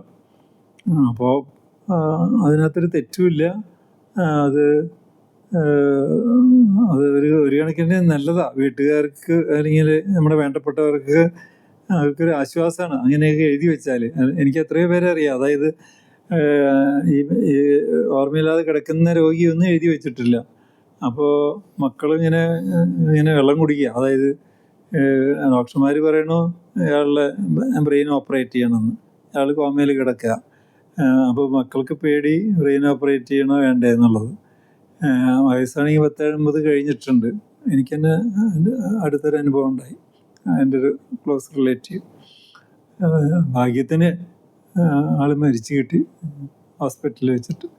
അപ്പോൾ വ്യക്തമാക്കാത്തിടത്തോളം കാലം മക്കൾക്കത് വലിയൊരു ഭാരമാണെന്ന് എനിക്ക് തോന്നുന്നത്. ഇന്നത്തെ കേരളത്തിലെ പല ഹോസ്പിറ്റലുകളും വൻകിട അമേരിക്കൻ കമ്പനികളുടെയൊക്കെ കീഴിലേക്ക് മാറിക്കൊണ്ടിരിക്കുന്നൊരു സമയമാണ്. ഇപ്പോൾ ICUവിൽ കിടക്കുന്ന ആൾക്കാരുടെ എണ്ണവും ICUവിൽ കിടക്കുന്ന സമയവും കൂടിക്കൊണ്ടിരിക്കുകയാണെന്നുള്ളൊരു ആരോപണമുണ്ട്. അപ്പോൾ അതൊക്കെ കൂട്ടിച്ചേർത്ത് വായിക്കുമ്പോൾ ഇത് വളരെ എന്താ പറയുക, നമ്മളൊക്കെ എഴുതി വെക്കുന്നത് വളരെ നല്ലതാണെന്ന് എനിക്ക് തോന്നിയിട്ടുണ്ട്. തീർച്ചയായിട്ടും. കാരണം നമ്മൾ മുന്നോട്ട് കാണുമ്പോൾ എല്ലാത്തിനും ഒരു അവസാനം ഉണ്ടല്ലോ. അപ്പോൾ ഞാനൊക്കെ എഴുതി വെച്ചിട്ടുണ്ട്, എനിക്ക് 70 വയസ്സ് കഴിഞ്ഞാൽ എന്നെ ഒരു ടെർമിനൽ ഡിസീസൊക്കെ വന്നിട്ടുണ്ടെങ്കിൽ എനിക്ക് ചികിത്സ വേണ്ട എന്ന് ഞാനിപ്പോഴേ പറയുന്നു. ആരോഗ്യത്തോടെ ഇരിക്കുമ്പോൾ പറയുന്നു എന്ന് പറഞ്ഞിട്ട് ഞാൻ അത് രജിസ്റ്റർ ചെയ്തിട്ടുണ്ട്. അങ്ങനെ ഒരു ലിവിങ് വില്ല്. അത് സാറേ, എനിക്ക് തോന്നുന്നു ലിവിങ് വില്ലിന് വേണ്ടി സാറ് വീണ്ടും ഒരു കേസ് കൊടുത്തിരുന്നു പിന്നീട് എന്നാണ് എൻ്റെ അറിവ്. അപ്പോൾ ഞാൻ കൊടുത്തു. കാരണം ഇങ്ങേര് മരിച്ചു കഴിഞ്ഞപ്പോൾ എനിക്ക് തന്നെ ഒരു കുറ്റബോധം ഉണ്ടായി. കാരണം ഇങ്ങേര് സൂയിസൈഡിൽ നിന്ന്. അപ്പം ഞാനും അതിനെ കുറച്ചും കൂടി മയപ്പെടുത്തിയിട്ട്, പുള്ളി കേസ് കൊടുത്തത് എനിക്ക് മരിക്കാൻ അനുവദിക്കണം എന്ന് പറഞ്ഞിട്ടാണ്. അപ്പം ഞാൻ മരിക്കാൻ അനുവദിക്കണം എന്ന് പറഞ്ഞാൽ കിട്ടില്ല എന്ന് മനസ്സിലായി. അതിന് പകരം എനിക്ക് മരുന്നുകൾ നിരസിക്കാനുള്ള അനുവാദം വേണമെന്ന് പറഞ്ഞിട്ട് ഞാൻ കേസ് കൊടുത്തു നോക്കി. അതും തള്ളിപ്പോയി അന്നത്തെ കാലത്ത്. പക്ഷെ ഇപ്പോ സാറ് കുറച്ച് മുൻപേ പറന്നുപോയി. ഇപ്പൊ സുപ്രീം കോടതി അതിന് അനുവാദം കൊടുക്കുകയും ഹരീഷ് റാണയുടെ സംഭവത്തിൽ എക്സിക്യൂട്ട് ചെയ്തു. മാർച്ച് 26 അദ്ദേഹം മരിച്ചു. അതാ നമുക്ക് പ്രതീക്ഷയില്ല എന്ന് തോന്നിയാല്, പ്രത്യേകിച്ച് ഞാൻ പറയും ഏജ്ഡ് ആയിട്ടുള്ളവരുടെ കാര്യത്തിൽ പ്രത്യേകിച്ച് പ്രതീക്ഷയില്ല എന്ന് തോന്നിക്കഴിഞ്ഞാൽ മരുന്നുകൾ നിരസിക്കാനും മരുന്നുകൾ സ്റ്റോപ്പ് ചെയ്യാനും, പിന്നെ വേദനയുണ്ടെങ്കിൽ വേദനാ സംഹാരികളൊക്കെ കൊടുത്ത് അയാൾ മയക്കി കിടക്കട്ടെ, കുറച്ച് കഴിയുമ്പോൾ ആൾ മരിച്ചു പോയിക്കോളും. പക്ഷേ ആളുകൾക്ക് പേടി, അങ്ങനെയൊക്കെ ചെയ്യാൻ പാടുമോ, അപ്പോൾ അത് ദൈവം ശിക്ഷിക്കില്ലേ, അല്ലെങ്കിൽ അങ്ങനെയൊക്കെ ആയിക്കഴിഞ്ഞാൽ ഞാൻ സ്വർഗത്തിൽ പോവാതെ വരുമോ, അല്ലെങ്കിൽ അടുത്ത ജന്മത്തിൽ ഞാനൊരു തെരുവുപട്ടിയായിട്ട് ജനിക്കുമോ എന്നൊക്കെയുള്ള പേടിയുള്ളവരുണ്ടെന്നേ. അത് പറഞ്ഞപ്പോഴാണ് ഈ സാധാരണ സമ്പന്നര് സ്വർഗത്തിലേക്ക് പോകാനുള്ള എളുപ്പവഴി ചെയ്യാറ് പള്ളികളും അമ്പലങ്ങളും പണിയാന്നുള്ളതാണ്. പക്ഷെ സാറ് അങ്ങനത്തെ ഒരു കാര്യത്തിൽ ഒട്ടും താല്പര്യം കാണിക്കുന്നത് ഞാൻ പലപ്പോഴായിട്ട് ശ്രദ്ധിച്ചിട്ടുണ്ട്. സ്കൂള് പണിയുക, അവയവം ദാനം ചെയ്യുക, പിന്നെ അതുപോലെ തന്നെ എന്താ പറയുക, എന്തെങ്കിലും തരത്തിലുള്ള ഡിസ്ലെക്സിയ അല്ലെങ്കിൽ ഡൗൺ സിൻഡ്രോം ഉള്ള കുട്ടികളെ സപ്പോർട്ട് ചെയ്യുക, അതുപോലെ തന്നെ വീട് പണിയുക. ഈ പള്ളി പണിയാനും ഇതിനൊന്നും എന്തുകൊണ്ട് താല്പര്യമില്ല? അങ്ങനെ സ്വർഗത്തിലേക്ക് ഒരു എളുപ്പവഴി വേണ്ടെന്നാണോ? അല്ല, ശരിക്കും പറഞ്ഞാൽ നമ്മൾ ബൈബിളൊക്കെ കൃത്യമായിട്ട് വായിച്ചിട്ടുണ്ടെങ്കിൽ ക്രൈസ്റ്റ് തന്നെ പറഞ്ഞിട്ടുണ്ട്. അതായത് നിങ്ങൾ എന്നെ പൂജിക്കാൻ ശ്രമിക്കണ്ട, നിങ്ങളുടെ ഇടയിലുള്ളവരെ സഹായിക്കൂ, അയൽവാസികളെ സ്നേഹിക്കൂ, ഇടയിലുള്ളവരെ സഹായിക്കാനാണ് പറഞ്ഞിരിക്കുന്നത്. അല്ലാതെ അങ്ങേരെ പൂജിക്കാനോ ആരാധിക്കാനോ അദ്ദേഹം പറഞ്ഞിട്ടില്ല എന്ന് എനിക്ക് തോന്നുന്നു. അതെ, മുമ്പ് എപ്പോഴോ പറഞ്ഞു കേട്ടിട്ടുണ്ട്. അതായത് മതം ദൈവത്തിനോ അല്ലെങ്കിൽ ജനങ്ങൾക്കോ വേണ്ടിയിട്ടുള്ള പുരോഹിതന്മാർക്ക് വേണ്ടിയിട്ടാണ് എന്ന് പണ്ടാരോ പറഞ്ഞു വെച്ചിട്ടുണ്ട്. നമ്മള് അതൊരു കോൺട്രവേഴ്സ്യൽ സബ്ജക്റ്റ് ശരി, ആണ്. അപ്പൊ അവിടെ നിർത്താം. ശരി. നമുക്ക് ഇവിടെ വെച്ച് നിർത്താം. അതെ. സാർ ഒരിക്കൽ പറഞ്ഞിട്ടുണ്ട്, വി-ഗാർഡിന്റെ സ്റ്റെബിലൈസർ വിജയിക്കാൻ കാരണം KSEBയുടെ കെടുകാര്യസ്ഥതയാണ്. കാരണം അക്കാലത്ത് വോൾട്ടേജ് ഫ്ലക്ച്വേഷൻ, ക്ഷാമവും ഒക്കെയുള്ള ഒരു കാലഘട്ടമാണത്. അതേസമയം എഡിസൺ പറഞ്ഞൊരു വാചകമുണ്ട്, ബൾബ് ഉണ്ടാക്കുന്നതിൽ ഞാൻ പരാജയപ്പെടുകയല്ല ചെയ്തത്, 10,000 വഴികൾ എന്തെല്ലാം വർക്ക് ചെയ്യുന്നില്ല എന്ന് ഞാൻ മനസ്സിലാക്കുകയാണ് ചെയ്തത്, തെറ്റുകൾ തിരുത്താണ് ചെയ്തതെന്ന് പറഞ്ഞു. വി-ഗാർഡിനും അങ്ങനെ ഒരുപാട് തെറ്റുകൾ തിരുത്തിയിട്ടില്ലേ? പല പ്രൊഡക്റ്റുകളും പരാജയമായിട്ടില്ലേ? തീർച്ചയായിട്ടും നമ്മൾ ഏത് സംരംഭം തുടങ്ങുകയാണെങ്കിലും എല്ലാം വിജയിക്കണമെന്നില്ല. നമ്മൾ വലിയ പ്രതീക്ഷയിൽ ആക്ച്വലി വി-ഗാർഡിന് ഇലക്ട്രോണിക് ക്ലോക്ക് ഉണ്ടായിരുന്നു, അതിന് പരസ്യങ്ങളൊക്കെ ഉണ്ടായിരുന്നു, ഈവൻ TV പരസ്യമൊക്കെ ഉണ്ടായിരുന്നു. അപ്പോൾ കുറേ നാൾ നന്നായിട്ട് പോയി. പിന്നെ അത് സംഭവം ഈ എന്താ പറയുക, മൊബൈലൊക്കെ വരാൻ തുടങ്ങിയപ്പോൾ അതിൻ്റെ ആവശ്യം കുറഞ്ഞു, സാധനം അപ്രത്യക്ഷമായി, അല്ലെങ്കിൽ അതിൻ്റെ കൺസംഷൻ കുറഞ്ഞു, നിങ്ങൾ നിർത്തിക്കളഞ്ഞു. അതേപോലെ വി-ഗാർഡിന് പമ്പിന് ശേഷം പമ്പിൻ്റെ കൂടെ പോകുന്ന റേറ്റല്ലേ എന്ന് വിചാരിച്ച് PVC പൈപ്പ് ഉണ്ടായിരുന്നു. അത് കുറേ നാൾ കഴിഞ്ഞപ്പോൾ നമുക്ക് തോന്നി അത് നമുക്ക് ലാഭകരമല്ല, വേറെ പലരും വളരെ വില കുറച്ചൊക്കെ കൊടുക്കുന്നു, നമുക്ക് ലാഭകരമല്ല, നമ്മൾ നിർത്തി. അതേമാതിരി വി-ഗാർഡിന് മറ്റേ ഹൗസ് വയറിങ് കേബിൾ ഉണ്ട്, ഇപ്പോഴും വലിയൊരു ബിസിനസ് അതാണ്. അതിൻ്റെ ചുവട് പിടിച്ച് അണ്ടർഗ്രൗണ്ട് കേബിളും കൂടിയും തുടങ്ങി നമ്മൾ. വലിയ ഇൻവെസ്റ്റ്മെൻ്റ് ആയിരുന്നു അത്. പക്ഷേ നമുക്ക് വിജയിച്ചില്ല. കാരണം അത് ഈ KSEB പോലുള്ളവർക്കൊക്കെ സപ്ലൈ ചെയ്യണം, അപ്പോൾ അതിൻ്റെ പേയ്മെൻറ്റ് കിട്ടാനുള്ള ബുദ്ധിമുട്ടൊക്കെ കാരണം കൊണ്ട് അവസാനം ഞാൻ രണ്ടും കൽപ്പിച്ച് അത് നിർത്തി. അപ്പോൾ ഞാൻ പറയും, ഫെയിലിയറുകളും ഉണ്ടാവും ജീവിതത്തിൽ. പല ഫെയിലിയറിൽ നിന്നാണ് നമ്മൾ പാഠങ്ങൾ പഠിക്കുന്നത്. അപ്പോൾ തീർച്ചയായിട്ടും പ്രതിസന്ധികളെ ആത്മധൈര്യത്തോടെ തരണം ചെയ്തിട്ടുള്ളവർ തന്നെയാണ് ജീവിതത്തിൽ മുന്നോട്ട് പോയിട്ടുള്ളത്. എൻ്റെ കാര്യത്തിൽ മാത്രമല്ല. കേബിളിൻ്റെ കാര്യം പറഞ്ഞപ്പോഴാണ്, അതായത് വി-ഗാർഡ് കേബിൾ ഇറക്കാൻ പോയപ്പോൾ ഒരുപാട് പേര് ഞാൻ ഇൻഡസ്ട്രിയിൽ പറഞ്ഞു കേട്ടുള്ളതാണ് വലിയൊരു പരാജയത്തിലേക്കാണ് പോകുന്നത്. കാരണം വലിയൊരു വാശിയാണ് അദ്ദേഹം എടുക്കുന്നത്. കാരണം ആ സമയത്ത് 1-2 ബ്രാൻഡുകളാണ് മൊത്തം വിപണി കൈയടക്കിയിരുന്നത്. ആ കമ്പനിയുടെ പേര് ഫ്ലാറ്റൊക്കെ പണിയുമ്പോൾ അതിൻ്റെ ഇതിൽ വെക്കുമായിരുന്നു, ഇന്ന കേബിളാണ് ഞങ്ങൾ യൂസ് ചെയ്യണമെന്നുള്ളത്. ഞാൻ ആ കമ്പനിയുടെ പേര് പറയുന്നില്ല. അപ്പോൾ അതിനെ ആ ഒരു വോളിയം അവിടെ കണ്ടിട്ടാണ് സാർ ഒരു കേബിളിൻ്റെ ഇൻഡസ്ട്രി തുടങ്ങിയത്. ആദ്യകാലത്ത് അത് ഭയങ്കരമായിട്ട് സ്ട്രഗിൾ ചെയ്തിരുന്നു എന്നും തോന്നിയിട്ടുണ്ട്. ഇങ്ങനെ പരാജയപ്പെടുന്ന പലരും പറഞ്ഞതും വെല്ലുവിളിച്ചതും ഉപദേശിച്ചതായിട്ടുള്ള പല കാര്യങ്ങളും, ഈവൻ വണ്ടർല, വീഗാലാൻഡ് എന്ന് പറഞ്ഞ് തുടങ്ങുമ്പോൾ, അതൊക്കെ ഈ സാർ ആദ്യം പറഞ്ഞ ഈ ഒരു എന്താ പറയുക കാൽക്കുലേറ്റഡ് റിസ്കിലായിരുന്നു, അതോ കൈവിട്ട കളിയായിരുന്നു? കൈവിട്ട കളിയാണെന്ന് ചിലർക്ക് തോന്നാം, പക്ഷേ അതോടൊപ്പം തന്നെ കാൽക്കുലേറ്റഡ് റിസ്ക് തന്നെയാണ്. കാരണം ഞാൻ വിചാരിക്കുന്നത് ഇങ്ങനെയാണ്, അതായത് ഇപ്പോൾ കേബിളൊക്കെ തുടങ്ങിയപ്പോഴേക്കും ഏകദേശം വി-ഗാർഡ് തുടങ്ങിയിട്ട് 20 വർഷം കഴിഞ്ഞിട്ടുണ്ടായിരുന്നു, 20-22 വർഷം കഴിഞ്ഞിട്ടുണ്ടായിരുന്നു. അപ്പോഴേക്കും വി-ഗാർഡ് വേറെ pump, water heater, solar water heater, അങ്ങനത്തെ പല പല ഐറ്റംസും ഉണ്ടായിരുന്നു. അപ്പോൾ ഞാൻ വിചാരിക്കുകയാണ്, നമുക്ക് നല്ലൊരു പേരുണ്ടല്ലോ, ഒരു ഗുഡ് വില്ലുണ്ടല്ലോ. അതേസമയം 2-3 ബ്രാൻഡുകളാണ് ഈ ഹൗസ് വയറിങ് കേബിളിൽ കൈയടക്കി നിൽക്കുന്നത്. നമുക്ക് അതിലേക്ക് എൻ്റർ ചെയ്ത് കഴിഞ്ഞാൽ ഒരു ഷെയർ നമുക്ക് കിട്ടുന്നേ എന്നുള്ള ഒരു ധൈര്യം. അപ്പം ഈ തുടക്കത്തിലൊക്കെ ഈ റെസിസ്റ്റൻസ് കൂടുതലായിരുന്നു. പക്ഷേ നമ്മൾ പതുക്കെ അതിനകത്തേക്ക് കയറി. പിന്നെ ഇപ്പോൾ ഞങ്ങളിപ്പോൾ ഇന്ത്യയിൽ തന്നെ ഒരു ലീഡിങ് കേബിൾ മാനുഫാക്ചറാണ്. അതിനുശേഷം പലരും ആ ഒരു പത്മവ്യൂഹം ഭേദിച്ച് അതിൻ്റെ ഉള്ളിലേക്ക് കയറിയിരുന്നു, പല കമ്പനികളും വന്നു വി-ഗാർഡ് ചെയ്തതിന് ശേഷം. കയറി തീർച്ചയായിട്ടും.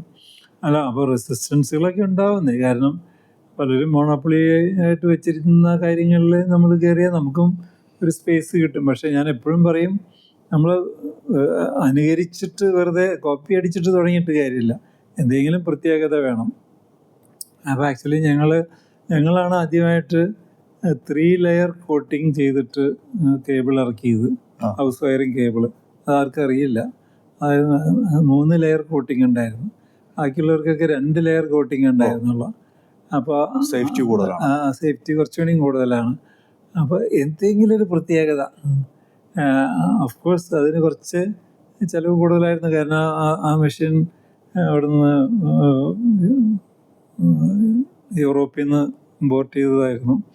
അപ്പോൾ എന്തെങ്കിലും ഒരു പ്രത്യേകത വേണം, അല്ലാതെ വേറെ ആളുടെ കോപ്പി അടിച്ചിട്ട് അതിനെ ഉണ്ടാക്കി കൊടുത്തിട്ട് നമ്മൾ മാർക്കറ്റ് പിടിച്ചെടുക്കാമെന്ന് വിചാരിച്ചാൽ ശരിയാവില്ല. ഞാൻ സാറിന്റെ വളരെ ഒരു പ്രത്യേകത വേറെ കണ്ടത് എന്താണെന്ന് വെച്ചാൽ, ഒരു പാർട്ട്ണർഷിപ്പിലൊന്നല്ല സ്ഥാപനങ്ങൾ തുടങ്ങിയിട്ടുള്ളത്. ഒരു പാർട്ട്ണർഷിപ്പ് പോലും ഉണ്ടായിരുന്നില്ല ഈ തുടങ്ങിയ എല്ലാ സ്ഥാപനങ്ങളിലും. പക്ഷെ അതൊരു പബ്ലിക് ലിമിറ്റഡ് കമ്പനി ആക്കിയിട്ടാണ് പിന്നെ വളർത്തിയത്. വി-ഗാർഡ് ആയാലും വണ്ടർലേ ആയാലും. കേരളത്തിൽ നിന്ന് പല ആൾക്കാരും ഈ പറഞ്ഞ പോലെ തന്നെ ഒരു ആവശ്യമില്ലാത്ത പരിപാടി ചെയ്യുന്നത്. കാരണം ഈ പണി മുഴുവൻ എടുത്ത് നാട്ടുകാർക്ക് ഷെയർ കൊടുത്തിട്ട് എന്താ കാര്യം എന്ന് ചോദിച്ചാൽ തൃശ്ശൂർക്കാരുണ്ട്. ആ സമയത്ത് ഒരു സമയം ഷെയർ ലിസ്റ്റ് ചെയ്ത് കുറച്ചധികം താഴേക്കും പോയിരുന്നു. ഇന്ന് അതിൻ്റെ പ്രയാണം മുകളിലേക്ക് മാത്രമാണ് പോയിക്കൊണ്ടിരിക്കുന്നത്. എന്തുകൊണ്ടാണ് അങ്ങനെ ഒരു പബ്ലിക് ലിമിറ്റഡ് കമ്പനി എന്നുള്ളൊരു ആശയത്തിലേക്ക് വരാനും അതിൽ തൊഴിലാളികൾക്ക് സ്റ്റോക്ക് കൊടുത്തിരുന്നു അല്ലേ? ആദ്യമായിട്ട് അങ്ങനെ ഒരു ഇത് ഞാൻ കേൾക്കുന്നത് നമ്മുടെ കേരളത്തിൽ അങ്ങനെയായിരുന്നു സാറ് കൊടുത്തതെന്നാണ് ഞാൻ അറിഞ്ഞത്. അതായത് വിവാഹമോതിരം പണയം വെച്ചിട്ട് ആദ്യത്തെ 2 തൊഴിലാളികൾക്ക് ശമ്പളം കൊടുത്തിട്ടുണ്ടെന്ന് പറഞ്ഞിട്ടുണ്ട് ഒരിക്കൽ. അവിടെ നിന്ന് പിന്നെ 100ഓളം തൊഴിലാളികൾക്ക് സ്റ്റോക്കാണ് കൊടുക്കുന്നത് വി-ഗാർഡിന്റെ. അവരൊക്കെ ഇപ്പോൾ കോടീശ്വരന്മാരും ലക്ഷം രൂപയ്ക്ക് ഉണ്ടായിരിക്കും അല്ലേ? തീർച്ചയായിട്ടും. കാരണം അതിന് കാരണം എഗെയിൻ ഇതെല്ലാം അപ്പോഴേക്കും കമ്പനി തുടങ്ങിയിട്ട് 10-35 വർഷം കഴിഞ്ഞു. അപ്പോൾ അവരും ഇതിനൊക്കെ ബിസിനസ്സിൽ ജോയിൻ ചെയ്തു. അപ്പോൾ കമ്പനി വലുതായിക്കൊണ്ടിരിക്കുകയാണ്. അപ്പോൾ ഞാൻ വിചാരിച്ചു നമ്മളിങ്ങനെ ഒരു ഫാമിലി ബിസിനസ് മാത്രമായിട്ട് നിർത്തിക്കഴിഞ്ഞാൽ ആരോട് ചോദിക്കാനും പറയാനൊന്നുമില്ല, നമ്മൾ തന്നെ തീരുമാനം എടുക്കാം. പക്ഷേ എന്തുകൊണ്ട് ഇതൊരു പബ്ലിക് ലിമിറ്റഡ് കമ്പനിയാക്കി ഷെയർ മാർക്കറ്റിൽ വിറ്റ്, ആക്ച്വലി ഞങ്ങൾ 2-3 ഫാക്ടറി തുടങ്ങാനായിരുന്നു പണം സ്വരൂപിച്ചത്. അത് വേണമെങ്കിൽ നമുക്ക് ബാങ്കിൽ നിന്ന് ലോൺ കിട്ടാം, അല്ലെങ്കിൽ ഏതെങ്കിലും പ്രൈവറ്റ് ഇക്വിറ്റിയിൽ നിന്ന് എടുക്കാം. പക്ഷേ ഞാൻ ഈ മാർഗമാണ് തിരഞ്ഞെടുത്തത്, പബ്ലിക് ഇഷ്യൂ. കാരണം നേരത്തെ പറഞ്ഞ മാതിരി ഞാൻ അതിൻ്റെ ഇടയ്ക്ക് നിങ്ങളുടെ മാനേജേഴ്സിനും സ്റ്റാഫിനൊക്കെ ഷെയർ കൊടുത്തു തന്നെ. കാരണം ഞാനിപ്പോഴും വിശ്വസിക്കുന്ന അവരുടെയും ഒരു കോൺട്രിബ്യൂഷൻ ഇതിനകത്ത് നല്ലൊരു കോൺട്രിബ്യൂഷൻ ഉണ്ട്. കാരണം പലപ്പോഴും പറയും നിങ്ങൾ എന്നെപ്പറ്റി you are a self made man. ഞാൻ പറയും അല്ല, ഞാൻ ഒത്തിരി പേര് എൻ്റെ പുറകിൽ വർക്ക് ചെയ്തിട്ടാണ് ഞാനിങ്ങനെ ഈ നിലയിലെത്തിയത്. അവരാരെയും അറിയപ്പെടുന്നില്ല എന്ന് മാത്രം. കുറേ അൺസങ് ഹീറോസ് ഇതിൻ്റെ പുറകിലുണ്ട്. അപ്പോൾ അവർക്കും അതിൻ്റെ ഗുണം കിട്ടട്ടെ. തന്നെയല്ല, നെക്സ്റ്റ് ജനറേഷൻ വരുന്നു, അപ്പോൾ അവർക്കും ഉത്തരവാദിത്തങ്ങൾ കൂടട്ടെ. കാരണം അവരോടും ചോദിക്കാനും പറയാനും വേറെ ആൾക്കാരുണ്ട്, ഞാൻ മാത്രമല്ല. അതായത് വേറെ ഷെയർ ഹോൾഡേഴ്സ് ഉണ്ട്, വേറെ ഇൻഡിപെൻഡൻറ്റ് ഡയറക്ടേഴ്സ് ഉണ്ട്, പിന്നെ ഒരുപാട് നിയമങ്ങളുണ്ട് ഈ ലിസ്റ്റഡ് കമ്പനികൾക്ക് കമ്പയർ ടു ഒരു പ്രൈവറ്റായിട്ട് നിലനിൽക്കുന്നേക്കാളും. അതൊക്കെ കൂടി ഉദ്ദേശിച്ചിട്ടാണ് പബ്ലിക് ഇഷ്യൂ പോയത്. അത് ഗുണമേ ചെയ്തിട്ടുള്ളൂ. ഞാനിങ്ങനെ ബ്രാൻഡിങ്ങും പരസ്യചിത്ര സംവിധാനമൊക്കെ ചെയ്യുമ്പോൾ, കൺസൾട്ടൻസി ആയിട്ട് ചെയ്യുമ്പോൾ പലരും പല പ്രൊഡക്റ്റുകൾ കൊണ്ടുവരും ഇറക്കാൻ വേണ്ടിയിട്ട്. അപ്പോൾ ഞാനിങ്ങനെ ആലോചിക്കും, കാരണം ഇതൊരു മീഡിയയിൽ ഇത്രമാത്രം പരസ്യം ചെയ്ത് സ്പെൻഡ് ചെയ്തിട്ട് ഇവർക്ക് ഇത് അച്ചീവ് ചെയ്യാൻ പറ്റുമോ എന്ന് ഞാൻ പലപ്പോഴും സംശയിക്കാറുണ്ട്. ഞാനിപ്പോൾ 1-2 ആൾക്കാരോടൊക്കെ ഞാൻ പറയും ചെയ്തിട്ടുണ്ട്, നിങ്ങൾ ഇപ്പോൾ ഇറക്കാൻ ഉദ്ദേശിക്കുന്ന പ്രൊഡക്റ്റ് ഏത് കമ്പനിയാണോ വളരെ നന്നായിട്ട് ഇപ്പോൾ ഇറക്കിയിട്ടുള്ളത് അവരെ ഷെയർ വാങ്ങി വെക്കുക. അത് ഒരാളുടെ അല്ലെങ്കിൽ 2-3 ആൾക്കാരുടെ ഷെയർ വാങ്ങിച്ചു വെക്കുക. കാരണം ഒരു മീഡിയയിൽ ഇപ്പോൾ ഞാൻ ആ പരസ്യം കണ്ടു എന്ന് പറയാൻ ഇന്ന് ഒരു 8 കോടി രൂപയെങ്കിലും ചിലവ് വരുന്നുണ്ട് അല്ലേ? സാറിന് അറിയാവുന്നതാണ്. അപ്പോൾ അതിനൊരു സക്സസ് റേഷ്യോ വളരെ കുറവാണ്. അപ്പോൾ ഈ 8 കോടി അവരുദ്ദേശിക്കുന്ന ബാക്കി ക്യാപിറ്റൽ ഇൻവെസ്റ്റ്മെന്റ് എല്ലാം കൂടി ഒരു 10 കോടി രൂപ അവരുടെ ITC വീട് ഒരു പ്രൊഡക്റ്റാണ് അവർ ഇറക്കുന്നത്. ഒരു എന്താ പറയുക, ചിപ്സ് ആണ് ഇറക്കുന്നെങ്കിൽ ITCയിലിടാം, ജൂബിലി ഫുഡ്സിലിടാം, ഒരുപാട് കമ്പനിയിലായിട്ട് ഓരോ കോടി ഇട്ട് കഴിഞ്ഞാൽ ചിലപ്പോൾ ഇതിനേക്കാൾ കൂടുതൽ അവർക്ക് റിസ്ക് ഇല്ല എന്നുള്ള അവസ്ഥ വരാറുണ്ട്. അപ്പോൾ ഞാൻ ചോദിക്കുന്നത് വെച്ചാൽ വണ്ടർലായും വി-ഗാർഡും അല്ലാതെ സാറ് മറ്റ് കമ്പനികളുടെ ഷെയറിൽ, കോമ്പറ്റീറ്ററുടെ ഷെയറിലോ അല്ലെങ്കിൽ മറ്റ് കമ്പനികളുടെ ഷെയറിലോ ഇൻവെസ്റ്റ് ചെയ്യാറുണ്ടോ? ഇല്ല. കാരണം ഈ സ്റ്റോക്ക് മാർക്കറ്റ് എന്ന് പറഞ്ഞാൽ അതൊരു ഓഷനാണ്. അപ്പോൾ നമ്മൾ വേറെ കമ്പനികളിലെ ഇതിൽ ഇൻവെസ്റ്റ് ചെയ്യണമെങ്കിൽ അതിനെപ്പറ്റി പഠിക്കാനിരിക്കണം, അതിനെപ്പറ്റി ശ്രദ്ധിക്കണം, ആ കമ്പനിയുടെ പോക്ക് എങ്ങനെയാണെന്ന് അറിയണം, അവരുടെ ക്വാളിറ്റി കോൺഷ്യസ് ആണോ, അവരുടെ നിലപാടുകൾ അറിയണം. ഇതൊക്കെ വായിച്ചു പഠിക്കാനും അവരുടെ മറ്റേ ആനുവൽ റിപ്പോർട്ട് നോക്കാനൊന്നും എനിക്ക് സമയമില്ല. നമ്മുടെ കമ്പനിയുടെ കാര്യം തന്നെ നോക്കാൻ സമയമില്ല. നമ്മുടെ കമ്പനി മാത്രമേ എനിക്ക് അതിൽ മാത്രമേ ഷെയറുള്ളൂ. എനിക്ക് ബാക്കി സ്റ്റോക്ക് മാർക്കറ്റിനെ പറ്റി യാതൊരു താല്പര്യമില്ല. അങ്ങനെ പറയുമ്പോൾ സാധാരണഗതിയിൽ മക്കളെ ബിസിനസ്സൊക്കെ ഏൽപ്പിച്ചിട്ട് ഞാൻ റിട്ടയർഡായി ഇനി കുറച്ച് യാത്ര ചെയ്യണം. അപ്പോൾ സാറിനെ സംബന്ധിച്ച് സാറ് കാശി എവിടേക്കൊന്നും ആയിരിക്കില്ല, യൂറോപ്പ് ഒക്കെ യാത്ര ചെയ്യുന്ന ഒരാളാണ് റെഗുലറായിട്ട്. അങ്ങനെ ഇരിക്കുമ്പോഴാണ് വീണ്ടും പോയിട്ട് വീഗാലാൻഡ് എന്ന് പറഞ്ഞ പണ്ട് പേര് മാറ്റിയ ആ വീഗാലാൻഡ് തന്നെ എടുത്ത് വീഗാലാൻഡ് ഡെവലപ്പേഴ്സ് എന്ന് പറഞ്ഞിട്ട് വീണ്ടും ഒരു പ്രൊജക്റ്റ് വന്നത്. പലതരത്തിലുള്ള വൈവിധ്യവൽക്കരണമാണ് ഞാൻ സാറിൽ കണ്ടിട്ടുള്ള ഒരു സംഭവം. ഇപ്പം തന്നെ വേറെ കമ്പനിയുടെ ഷെയറിൽ ഇൻവെസ്റ്റ് ചെയ്യില്ല എന്ന് പറയുമ്പോൾ തന്നെ ഒരു തരത്തിലും ബന്ധമില്ലാത്ത 3-4 ഇൻഡസ്ട്രികളിലാണ് സാറ് ഇൻവോൾവ് ചെയ്യുകയും കംപ്ലീറ്റ് അതിനുവേണ്ടി പഠിക്കുകയും ചെയ്തത്. അതായത് ആദ്യം ഒരു ഇലക്ട്രോണിക്സ് പഠിച്ചത്, ഫിസിക്സ്, സ്റ്റെബിലൈസർ ഉണ്ടാക്കി. അത് കഴിഞ്ഞ് രണ്ടാമത് തുടങ്ങിയത് എൻ്റർടൈൻമെൻറ്റ്, വീഗാലാൻഡ്. അത് പിന്നെ വണ്ടർലേ ആയി. അതിനുവേണ്ടി അപ്പു എന്ന് പറഞ്ഞ ആനക്കുട്ടീനെ പാപ്പാനായിട്ട് പോലും വർക്ക് ചെയ്തിട്ടുണ്ട്. മൂന്നാമത് തുടങ്ങിയത് ശരിക്കും പറഞ്ഞിട്ടുണ്ടെങ്കിൽ ഡെവലപ്പേഴ്സ്, ഇൻഫ്രാസ്ട്രക്ചർ. പിന്നെ സ്വാഭാവികമായിട്ടും മാമിൻ്റെ ഒരു ബിസിനസ് ഉണ്ട്, അതിലും ഇൻവോൾവഡ് ആണ്. ഈ വൈവിധ്യവൽക്കരണം സാറ് കരുതി കൂട്ടി ചെയ്തതാണോ? പണ്ട് സായിപ്പ് പറഞ്ഞ മാതിരി Don puttu all your eggs in one basket എന്നുള്ളൊരു കോൺസെപ്റ്റ് ആണോ, അല്ല അത് യാദൃശ്യമായി സംഭവിച്ചതാണോ? അല്ല, അത് യാദൃശ്ചികം എന്ന് പറയാൻ പറ്റില്ല. നമ്മളിങ്ങനെ വാട്ട് നെക്സ്റ്റ് എന്ന് ചിന്തിച്ചപ്പോൾ വീഗാർഡ് തുടങ്ങിയിട്ട് 10-20 വർഷത്തിന് ശേഷമാണ്, 25 വർഷത്തിന് ശേഷമാണ് വണ്ടർല എന്നുള്ള ആശയം അല്ലെങ്കിൽ അമ്യൂസ്മെൻറ്റ് പാർക്ക് എന്നുള്ള ആശയം ഇതിലേക്ക് ഇറങ്ങുന്നത്. അതിൽ ഇത്രയേ ഉണ്ടായിരുന്നുള്ളൂ. അതായത് എന്തുകൊണ്ട് ഇത് വിദേശങ്ങളിലൊക്കെ വിജയിക്കുന്നുണ്ടെങ്കിൽ നമ്മുടെ നാട്ടിലും വിജയിക്കില്ലേ എന്നുള്ള ഒരു തോന്നലായിരുന്നു. എസ്പെഷ്യലി വിദേശയാത്രകൾ നടത്തിയപ്പോഴാണ് എനിക്ക് ആ ഒരു ആശയം തോന്നിയത്. അപ്പോൾ പലരും ഡിസ്കറേജ് ചെയ്തു, ഇത്ര വലിയ എമൗണ്ട് മുടക്കി ഇതൊക്കെ തുടങ്ങുന്നത് ശരിയാണോ, അത് നഷ്ടത്തിൽ കലാശിക്കുകയോ. പക്ഷെ എനിക്കെന്തുകൊണ്ടോ ഒരു ധൈര്യം ഉണ്ടായിരുന്നു. കാരണം വേ ഫോർവേഡ്, മുന്നോട്ട് പോകും തോറും മലയാളികൾ ഇതൊക്കെ കേട്ട് പരിചയവും കണ്ടു പരിചയവും വരും, നമുക്കും ബിസിനസ് കിട്ടും. അത് പെട്ടെന്ന് തന്നെ സക്സസ്ഫുൾ ആയിരുന്നു. അപ്പോൾ അത് കഴിഞ്ഞ് അത് ഒരെണ്ണം തുടങ്ങി, പിന്നെ ബാംഗ്ലൂർ തുടങ്ങി, പിന്നെ അത് കഴിഞ്ഞ് ഹൈദരാബാദ് തുടങ്ങി, ഇപ്പോൾ ചെന്നൈയിൽ തുടങ്ങി. അപ്പോഴേക്കൊക്കെ പിന്നെ ഞാൻ അതിൽ നിന്ന് പതുക്കെ മാറി, കാരണം മക്കളെ ഏൽപ്പിച്ചതിന് ശേഷം. അങ്ങനെ ഈ വീഗാർഡും കഴിഞ്ഞ് വണ്ടർല പാർക്കിൻ്റെ ഇതിൽ വന്നപ്പോഴാണ് കുറേ കൺസ്ട്രക്ഷൻ്റെ ആക്ടിവിറ്റി ഉണ്ടായിരുന്നു പാർക്കുമായി ബന്ധപ്പെട്ട്. അപ്പോൾ അതിൽ ഞാൻ കുറച്ച് ഇൻവോൾവഡ് ആയിരുന്നു. അപ്പോഴാണ് എന്തുകൊണ്ട് കൺസ്ട്രക്ഷൻ മേഖലയിലേക്ക് കടന്നുവിടാമെന്ന് തോന്നിയത്. അപ്പോഴേക്കും ഞാൻ വീഗാർഡിൽ നിന്നൊക്കെ മാറിയിട്ടുണ്ടായിരുന്നു, വണ്ടർലയിൽ നിന്ന് മാറിയിട്ടുണ്ടായിരുന്നു. അപ്പോൾ ഞാൻ പറയും, എൻ്റെ 62ാമത്തെ വയസ്സിലാണ് ഞാൻ ഈ ഒരു കമ്പനി തുടങ്ങിയത്. അതും കോടികളുടെ കച്ചവടവുമായിട്ട് മുന്നോട്ട് പോവുകയാണ്. ഞാനൊരു കാര്യം ചോദിക്കട്ടെ, കൊച്ചൗസേപ്പ് ചിറ്റിലപ്പള്ളി എന്ന പേഴ്സണൽ ബ്രാൻഡ് ഇതിനേക്ക് വളരെയധികം സപ്പോർട്ട് ചെയ്യുന്നില്ലേ? The name you can trust, Kochouseph Chittilappally, the name you can trust എന്നാണ് മലയാളികൾ കരുതുന്നതെന്നാണ് എനിക്ക് തോന്നിയിട്ടുള്ളത്, വീഗാർഡിനേക്കാൾ. അല്ല, അതങ്ങനെ വന്നു പോയത്. അതായത് ഞാൻ പ്രത്യേകിച്ച് അതിന് വേണ്ടിയിട്ട്, നിങ്ങൾ ശ്രദ്ധിച്ചാൽ അറിയാം, അതായത് പലർക്കും പേഴ്സണൽ ഇത് ബ്രാൻഡ് ഉയർത്തിയെടുക്കാനായിട്ട് അഡ്വൈസേഴ്സ് ഉണ്ട്. എൻ്റെ അടുത്ത് തന്നെ വന്നിട്ടുണ്ട്. അപ്പോൾ ഞാൻ പറഞ്ഞു എനിക്ക് അതിൻ്റെ ആവശ്യമൊന്നുമില്ല, ഫിലിം സ്റ്റാർസിന് അതൊക്കെ വേണമായിരിക്കാം, എനിക്കതിൻ്റെ ആവശ്യമില്ല. എനിക്ക് വേണ്ടത് എൻ്റെ പ്രോഡക്റ്റാണ് എൻ്റെ സ്ട്രെങ്ത്. പ്രോഡക്റ്റിന് ക്വാളിറ്റി ഉണ്ടെങ്കിൽ ജനം മേടിക്കും. പ്രോഡക്റ്റിന് പ്രോപ്പർ ആഫ്റ്റർ സെയിൽസ് സർവീസ് കൊടുക്കുകയാണെങ്കിൽ ജനം വാങ്ങിക്കും. പ്രോഡക്റ്റ് ഇപ്പോൾ വണ്ടർലയാണെങ്കിൽ അവിടെ നല്ല സൗകര്യങ്ങളും നല്ല സേഫ്റ്റിയും നല്ല ഭംഗിയും നല്ല ത്രില്ലും ഒക്കെ ഉണ്ടെങ്കിൽ അവിടെ ആൾ വരും.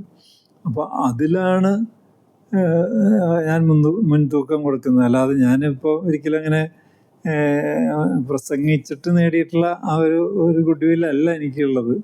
അത് ഞാൻ പറയും, പ്രോഡക്റ്റിൽ കൂടിയാണ് എനിക്കുള്ള ഗുഡ് വില്ല് കിട്ടിയത്. പ്രൊഡക്റ്റ് മാത്രമല്ല സാർ, ഞാൻ മറ്റൊരു രീതിയിൽ ഞാൻ ചിന്തിക്കുമ്പോൾ മനസ്സിലാക്കുന്നത് വെച്ചാൽ സാറിൻ്റെ ബിഹേവിയർ, സമൂഹത്തിനോടുള്ള റെസ്പോൺസ്, സപ്പോർട്ട്, ഇതെല്ലാം കൂടി ചേർന്നിട്ടുള്ള ഒരു ഒരു എന്താ പറയുക, നമുക്കൊരു ബ്രാൻഡിനോട് വരുന്നൊരു പേഴ്സണൽ ബ്രാൻഡ് ഒരു വികാരമാണല്ലോ ശരിക്കും. അപ്പോൾ സ്വാഭാവികമായിട്ടും അത്തരം ഒരു അടുപ്പം സാറിനോട് മലയാളികൾക്ക് ഉണ്ട് പൊതുവെ. ഇപ്പൊ ഞാൻ വീണ്ടും വീണ്ടും എല്ലാവരും പറയുന്നൊരു കാര്യമാണ് കിഡ്നി എടുത്ത് കൊടുത്തു. ചിലർ പറയും അത് അങ്ങനെ കച്ചവടം കൂട്ടാൻ വേണ്ടിയിട്ട് കിഡ്നി എടുത്ത് കൊടുത്താണ് എന്ന് പറയുന്ന ആൾക്കാരുണ്ട്. അതിപ്പോ എത്ര കച്ചവടം കൂട്ടാന്ന് പറഞ്ഞാലും ആരുപദേശിച്ചാലും ഇന്നൊരാൾ ചെയ്യുന്നില്ലല്ലോ. അല്ല, ഞാൻ പറയാം എന്തുകൊണ്ട് വി-ഗാർഡ് ഇത്രയ്ക്ക് പോപ്പുലറായി, അല്ലെങ്കിൽ വി-ഗാർഡ് ഗ്രൂപ്പ് അല്ലെങ്കിൽ വി-ഗാർഡ് ഫാമിലി എത്ര പോപ്പുലറായി എന്ന് ചോദിച്ചാൽ എൻ്റെ ഉത്തരം ഇതാണ്. അതായത് ആ ക്വാളിറ്റി കോൺഷ്യസ്നെസ്, അതായത് യാതൊരു ദയയില്ലാത്ത അല്ലെങ്കിൽ ക്വാളിറ്റിയുടെ കാര്യത്തിൽ വിട്ടുവീഴ്ചയില്ലാത്തൊരു മനോഭാവം. അതേമാതിരി ആഫ്റ്റർ സെയിൽ സർവീസ് അതായത് കണ്ണടച്ച്, അതായത് കുറച്ച് നഷ്ടം വന്നാൽ പോലും ആഫ്റ്റർ സെയിൽസ് ഒരു കസ്റ്റമർ പോലും സങ്കടപ്പെടരുത് എന്നുള്ളൊരു വാശി. അതേമാതിരി ഇപ്പോൾ വണ്ടർലായാലും ശരി, വന്നവരെല്ലാവരും ഹാപ്പി ആയിരിക്കണം, പരാതികളില്ലാതെ തിരിച്ചു പോകണം. അത്തരത്തിലുള്ളൊരു ശുഷ്കാന്തി എന്നൊക്കെ വേണമെങ്കിൽ പറയാം. അതല്ലേ വി-ഗാർഡിനെ നിലനിർത്തുന്നത്. അതിൽ എവിടെ കോട്ടം തട്ടിയോ എന്ന് കോട്ടം തട്ടിയോ അത് പുറകോട്ട് പോകും. സാറ് നമ്മൾ നേരത്തെ പറഞ്ഞൊരു കാര്യം തന്നെയാണ് സാറിൻ്റെ ഒരു ചങ്കൂറ്റം എന്ന് പറഞ്ഞൊരു സാധനം.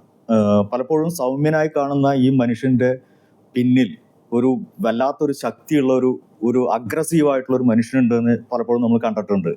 സപ്ലയറെ റൂമിൽ പൂട്ടിയിട്ടതിനെ കുറിച്ച് പണ്ട് എവിടെയോ വായിച്ചിട്ടുണ്ട്. അതേപോലെ സോഷ്യൽ മീഡിയയിലായാലും എവിടെയായാലും സധൈര്യം വിളിച്ചു പറയും എന്തായാലും. അതിനിടയിൽ ഒരു സമയം വന്നിട്ട് ഒരു AAP പോലുള്ള രാഷ്ട്രീയ പാർട്ടിയോടൊരു ചായ്വുണ്ടായിരുന്നു എന്ന് മലയാളികൾക്ക് തോന്നിയിട്ടുണ്ട്.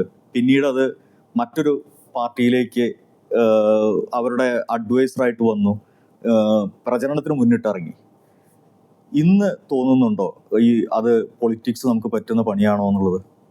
അല്ല, ഞാൻ ആക്ച്വലി ആ ഒരു വിഷയത്തിലൊരു മാക്സിമം ഒരു 3-4 മാസം മാത്രമാണ് ഞാൻ അതിന് വേണ്ടിയിട്ട് ശ്രമിച്ചുള്ളൂ.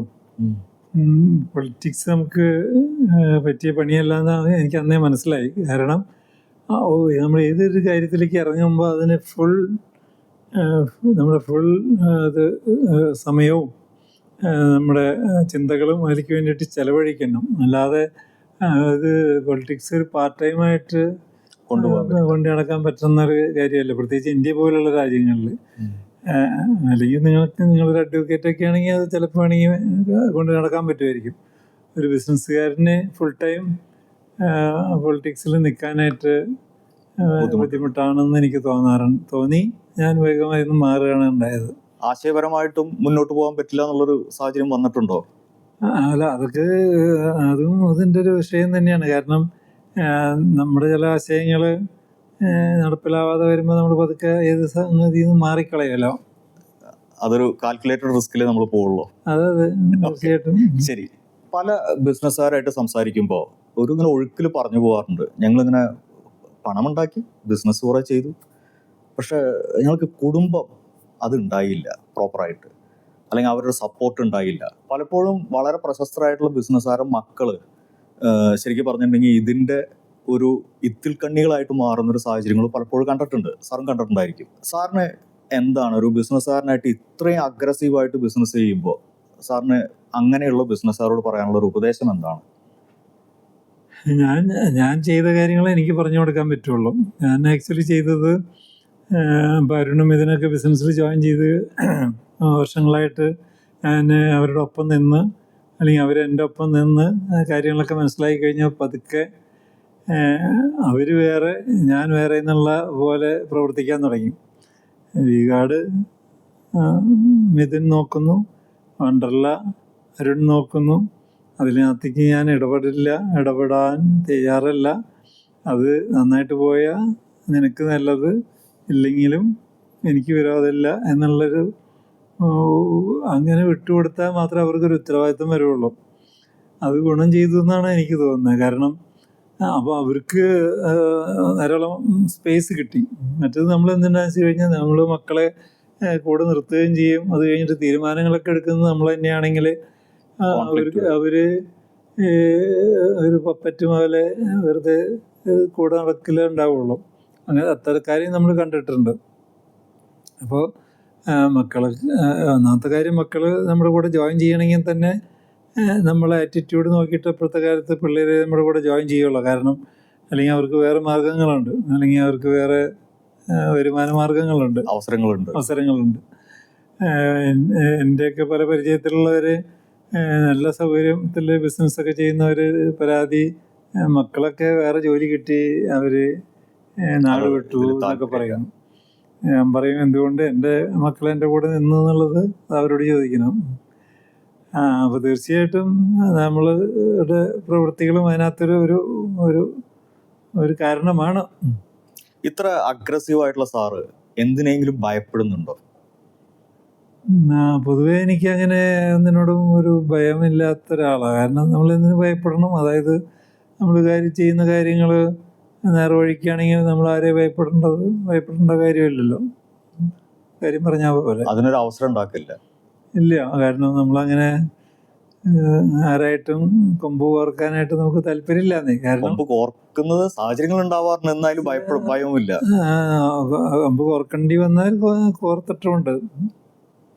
ഓക്കെ, കൊച്ചോസ് സാറിന് ഒരു ഗ്രന്ഥകർത്താവാണ്. ആരാണത് ശ്രദ്ധിച്ചിട്ടുള്ളതെന്ന് എനിക്കറിയില്ല. 6-7 പുസ്തകങ്ങളോളം സാറ് പബ്ലിഷ് ചെയ്തിട്ടുണ്ട്.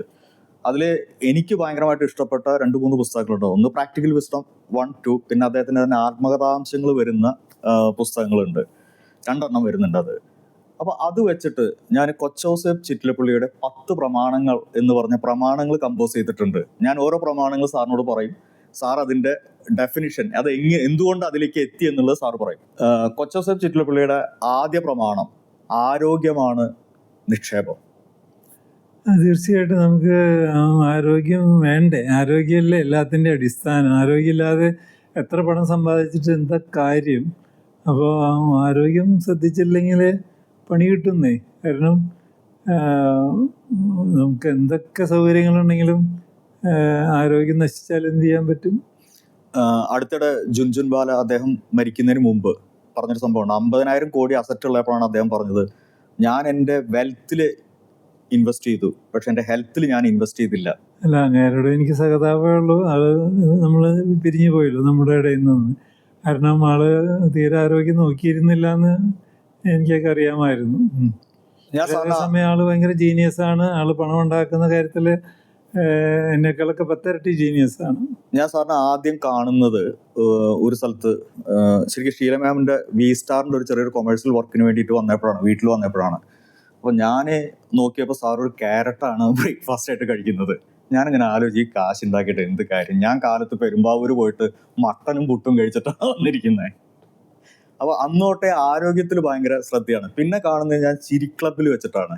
ഒരുപാട് ആൾക്കാരായിട്ട് അട്ടഹസിച്ചിരിക്കുന്നു സ്റ്റേഡിയത്തിൻ്റെ ചുറ്റും. അപ്പോൾ ഞാൻ കുറേ നേരം ഇങ്ങനെ നോക്കിയിട്ടുണ്ട്. ഇപ്പോൾ ഇവിടെ ചിറ്റിലപ്പള്ളി സ്ക്വയർ എന്ന് പറഞ്ഞിട്ട് എന്താ പറയുക, കൊച്ചുകാരുടെ ആരോഗ്യത്തിനായിട്ട് ഒരു സ്റ്റാർട്ടപ്പ് അങ്ങനെയും തുടങ്ങിയിട്ടുണ്ട്, ചിറ്റിലപ്പള്ളി സ്ക്വയർ. അപ്പോൾ സാറിൻ്റെ എല്ലാ പ്രവർത്തനങ്ങളിലും ആരോഗ്യത്തിനെ കുറിച്ച് വളരെ സൂക്ഷ്മമായി ശ്രദ്ധിച്ചു പോകുന്നതായിട്ട് എനിക്ക് തോന്നിയിട്ടുണ്ട്. അല്ല, പ്രത്യേകിച്ച് ബിസിനസ്സുകാരുടെ ജീവിതം, അല്ലെങ്കിൽ സിനിമാക്കാരായിക്കോട്ടെ, അല്ലെങ്കിൽ സെലിബ്രിറ്റികൾ, അല്ലെങ്കിൽ അവർക്കൊക്കെ ഉള്ളൊരു പ്രശ്നം, അവർ ആരോഗ്യത്തിൽ ശ്രദ്ധിച്ചില്ലെങ്കിൽ അവർക്ക് ജോലി ചെയ്യാൻ പറ്റില്ല. അത് ഉറപ്പല്ലേ? അപ്പോൾ എനിക്കിപ്പോൾ 75 വയസ്സും കഴിഞ്ഞു. നമ്മുടെ പണ്ട് ഞാൻ എഴുതി വെച്ചിട്ടുള്ള ലിവിങ് വില്ലിൽ 70 വയസ്സാണ് ഞാൻ ലിമിറ്റ് വെച്ചിട്ടുണ്ടായിരുന്നത്. അതും കഴിഞ്ഞിട്ട് 5 വർഷം കഴിഞ്ഞു. അപ്പോൾ ഞാൻ പറഞ്ഞു വരുന്നത്, ആരോഗ്യം ആണ് നമ്മുടെ ഒരു ഫൗണ്ടേഷൻ. ഞാനതൊക്കെ ആ ബുക്കിൽ വളരെ ക്ലിയർ ആയിട്ട് പറഞ്ഞിട്ടുണ്ട്. ആരോഗ്യം, അത് കഴിഞ്ഞിട്ട് മനസ്സമാധാനം. അതെ, രണ്ടാമത്തെ പോയിന്റിലേക്ക് വരികയാണ്. കൊച്ചൗസേപ്പ് ചിറ്റിലപ്പള്ളിയുടെ 2ാമത്തെ പ്രമാണം, കടം വാങ്ങി ആഡംബരം കാണിക്കരുത്. അതും ശരിയല്ല. കാരണം എത്രയോ പേര് ഇങ്ങനെ കടം വാങ്ങിയിട്ട് ഇങ്ങനെ കൂടുതൽ കടത്തിലേക്കൊക്കെ പോയിട്ട് അത്ര ലാഭം ഉണ്ടാക്കാം, അത് അപ്പോൾ ഈ കടം തിരിച്ചടയ്ക്കാം, അല്ലെങ്കിൽ അതായത് കൈവിട്ട കളി എന്നൊക്കെ പറയില്ലേ. ആഡംബരം കാണിച്ചില്ലെങ്കിൽ തന്നെയും കൈവിട്ട കളികൾ കളിക്കും. അതായത് നമുക്ക് നമ്മുടെ ഫിനാൻഷ്യൽ സ്ട്രെങ്ത് എത്രയാണെന്നുള്ളത് നമ്മൾ സ്വയം അനലൈസ് ചെയ്തുകൊണ്ടിരിക്കണം. അതുകൊണ്ട് ഇന്നേ വരെ ഇത്രയും കൊല്ലത്തിൻ്റെ ഇടയ്ക്ക് 49 വർഷമായി ബിസിനസ്സിൽ ഒരിക്കലും എനിക്കൊരു ഫിനാൻഷ്യൽ ക്രൈസിസ് ഉണ്ടായിട്ടില്ല. 3ാമത്തെ കൊച്ചൗസേപ്പ് ചിറ്റിലപ്പള്ളിയുടെ പ്രമാണം എന്ന് പറഞ്ഞിട്ടുണ്ടെങ്കിൽ, ലളിതമായി തുടങ്ങുക ബിസിനസ്സിൽ അത് വളരെ പ്രായോഗികമായിട്ടുള്ള ഒന്നായിട്ട് എനിക്ക് തോന്നിയിട്ടുണ്ട്. ഞാനെപ്പോഴും ഏത് കാര്യം ചെറുതായിട്ട് തന്നെയാണ് തുടങ്ങാറുള്ളത്. കാരണം ഇപ്പോൾ ഏറ്റവും അവസാനം തുടങ്ങിയ കാര്യം അത്ര ചെറുതായിട്ട് തുടങ്ങാൻ പറ്റില്ല. കാരണം നമ്മുടെ ചിറ്റലപ്പള്ളി സ്ക്വയർ ചിറ്റലപ്പള്ളി സ്ക്വയർ അല്ലെങ്കിൽ വികാലൻ ഡെവലപ്പേഴ്സൊക്കെ. അപ്പോൾ പക്ഷെ ആദ്യം ഒരു പ്രോജക്റ്റ് ചെയ്തു നോക്കി, അത് സക്സസ്ഫുള്ളായി. അപ്പോൾ പിന്നെ 2 ചെയ്തു, 2 സക്സസ് ആയപ്പോൾ 4 ആക്കി, 4 സക്സസ് ആയപ്പോൾ 8 അങ്ങനെ വളർത്തിക്കൊണ്ടുവന്നുള്ളതാണ്. ഇപ്പോഴത്തെ ചെറുപ്പക്കാർ അതിനൊന്നും അവർ പിടിപിടുന്നതിന് പണം ഉണ്ടാക്കണം. എനിക്ക് അങ്ങനെ അറിയില്ല. അപ്പോൾ അതുകൊണ്ടാണ് ഞാൻ 49 കൊല്ലം എടുത്തത്. ഞാൻ 49 കൊല്ലം എടുത്തു 1,06,000 കോടിയിലേക്ക് എത്തിയത് 49 വർഷം കൊണ്ട്. അതെ, അത് അത്ര വലിയ സംഭവമൊന്നുമല്ല. ഇനി 10 കൽപ്പനകളിൽ അടുത്ത കൽപ്പന സമയം കൃത്യമായി പാലിക്കുക. സാറിന്റെ കാര്യത്തിൽ ഞങ്ങൾ 1 പ്രാവശ്യം മീറ്റിങ്ങിന് വേണ്ടിയിട്ട് വിളിച്ചപ്പോൾ 10 മണിക്ക് കാണാന്ന് പറഞ്ഞാൽ 9:55 ഞാൻ ഗേറ്റിന്റെ അവിടെ പോയിട്ട് വെയിറ്റ് ചെയ്യും. കാരണം എന്ന് വെച്ചാൽ അത്രമാത്രം സമയക്ലിപ്തത പാലിക്കുന്ന വേറൊരു വ്യക്തിനെ ഞാൻ കണ്ടിട്ടില്ല. എങ്ങനെ ഇത് പറ്റുന്നു? അല്ല, ഞാൻ എപ്പോഴും പറയാറുള്ളത് മറ്റുള്ളവരുടെ സമയത്തിനും വിലയുണ്ട്. അവരോടൊരു സമയം പറഞ്ഞിട്ടുണ്ടെങ്കിൽ നമ്മൾ ആ സമയം പാലിക്കണം. തിരിച്ച് ഞാനും അങ്ങനെ തന്നെയാണ്. ഞാനൊരു സമയം പറഞ്ഞിട്ടുണ്ടെങ്കിൽ മറ്റേ ആളും സമയത്തിന് വന്നിരിക്കണം. വന്നിട്ടില്ലെങ്കിൽ ഞാൻ അയാളെ കാണില്ല. അയാൾ 10 മിനിറ്റ് 15 മിനിറ്റ് ലേറ്റായിട്ടാണ് വന്നെങ്കിൽ ഞാൻ മനഃപൂർവ്വം അയാളെ കാണില്ല. പിന്നെ അടുത്ത കൽപ്പന, പരാജയങ്ങളെ ഭയപ്പെടരുത്. ഈ ഇരിക്കുന്ന കൊച്ചൗസേപ്പ് ചിറ്റലപ്പള്ളി എന്ന വ്യക്തി ഒരുപാട് പരാജയങ്ങൾ നേരിട്ടിട്ടുള്ള ഒരു വ്യക്തിയാണ്. അദ്ദേഹം ഈ ഇന്റർവ്യൂവിൽ തന്നെ പറഞ്ഞിട്ടുമുണ്ട്. പക്ഷെ പരാജയങ്ങളെ ഭയപ്പെടരുത്. തീർച്ചയായിട്ടും. അതായത് നമുക്ക് ക്രൈസിസ് സിറ്റുവേഷൻസ് ഉണ്ടാവാതിരിക്കില്ല. എല്ലാ സമയവും നല്ലത് മാത്രമായിരിക്കും അല്ല. എല്ലാ സമയവും ലാഭം മാത്രമായിരിക്കും അല്ല. പ്രശ്നങ്ങളുള്ള കാലഘട്ടവും വരും. അതേത് തരത്തിലാണ് കയറി വരിക എന്ന് നമുക്ക് പറയാൻ പറ്റില്ല. അപ്പോൾ അത് ചങ്കൂറ്റത്തോടെ നേരിട്ട് അവനെ, നമ്മൾ തളർന്നു പോയാൽ നമ്മുടെ തലയിൽ കയറിയിരിക്കാൻ 10 പേരുണ്ടാവും. അത് ഒരു വിഷയമായിക്കോട്ടെ അല്ലെങ്കിൽ ഒരു വ്യക്തി ആയിക്കോട്ടെ. അടുത്ത ഒരു പ്രധാനപ്പെട്ട കൽപ്പന, സത്യസന്ധത കൈവിടരുത്.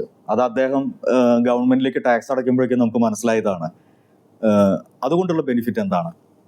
സത്യസന്ധത എന്ന് പറയുന്നത് നമ്മുടെ സ്ട്രേറ്റ് ഫോർവേഡ്നെസ് ആണ് ഞാൻ ഉദ്ദേശിക്കുന്നത്. അതായത് നമ്മൾ അതായത് ഒരു പ്രോഡക്റ്റ് ഉണ്ടാക്കിയാൽ അത് കൃത്യമായിട്ട് പറഞ്ഞ ക്വാളിറ്റി അതിനുണ്ടായിരിക്കണം.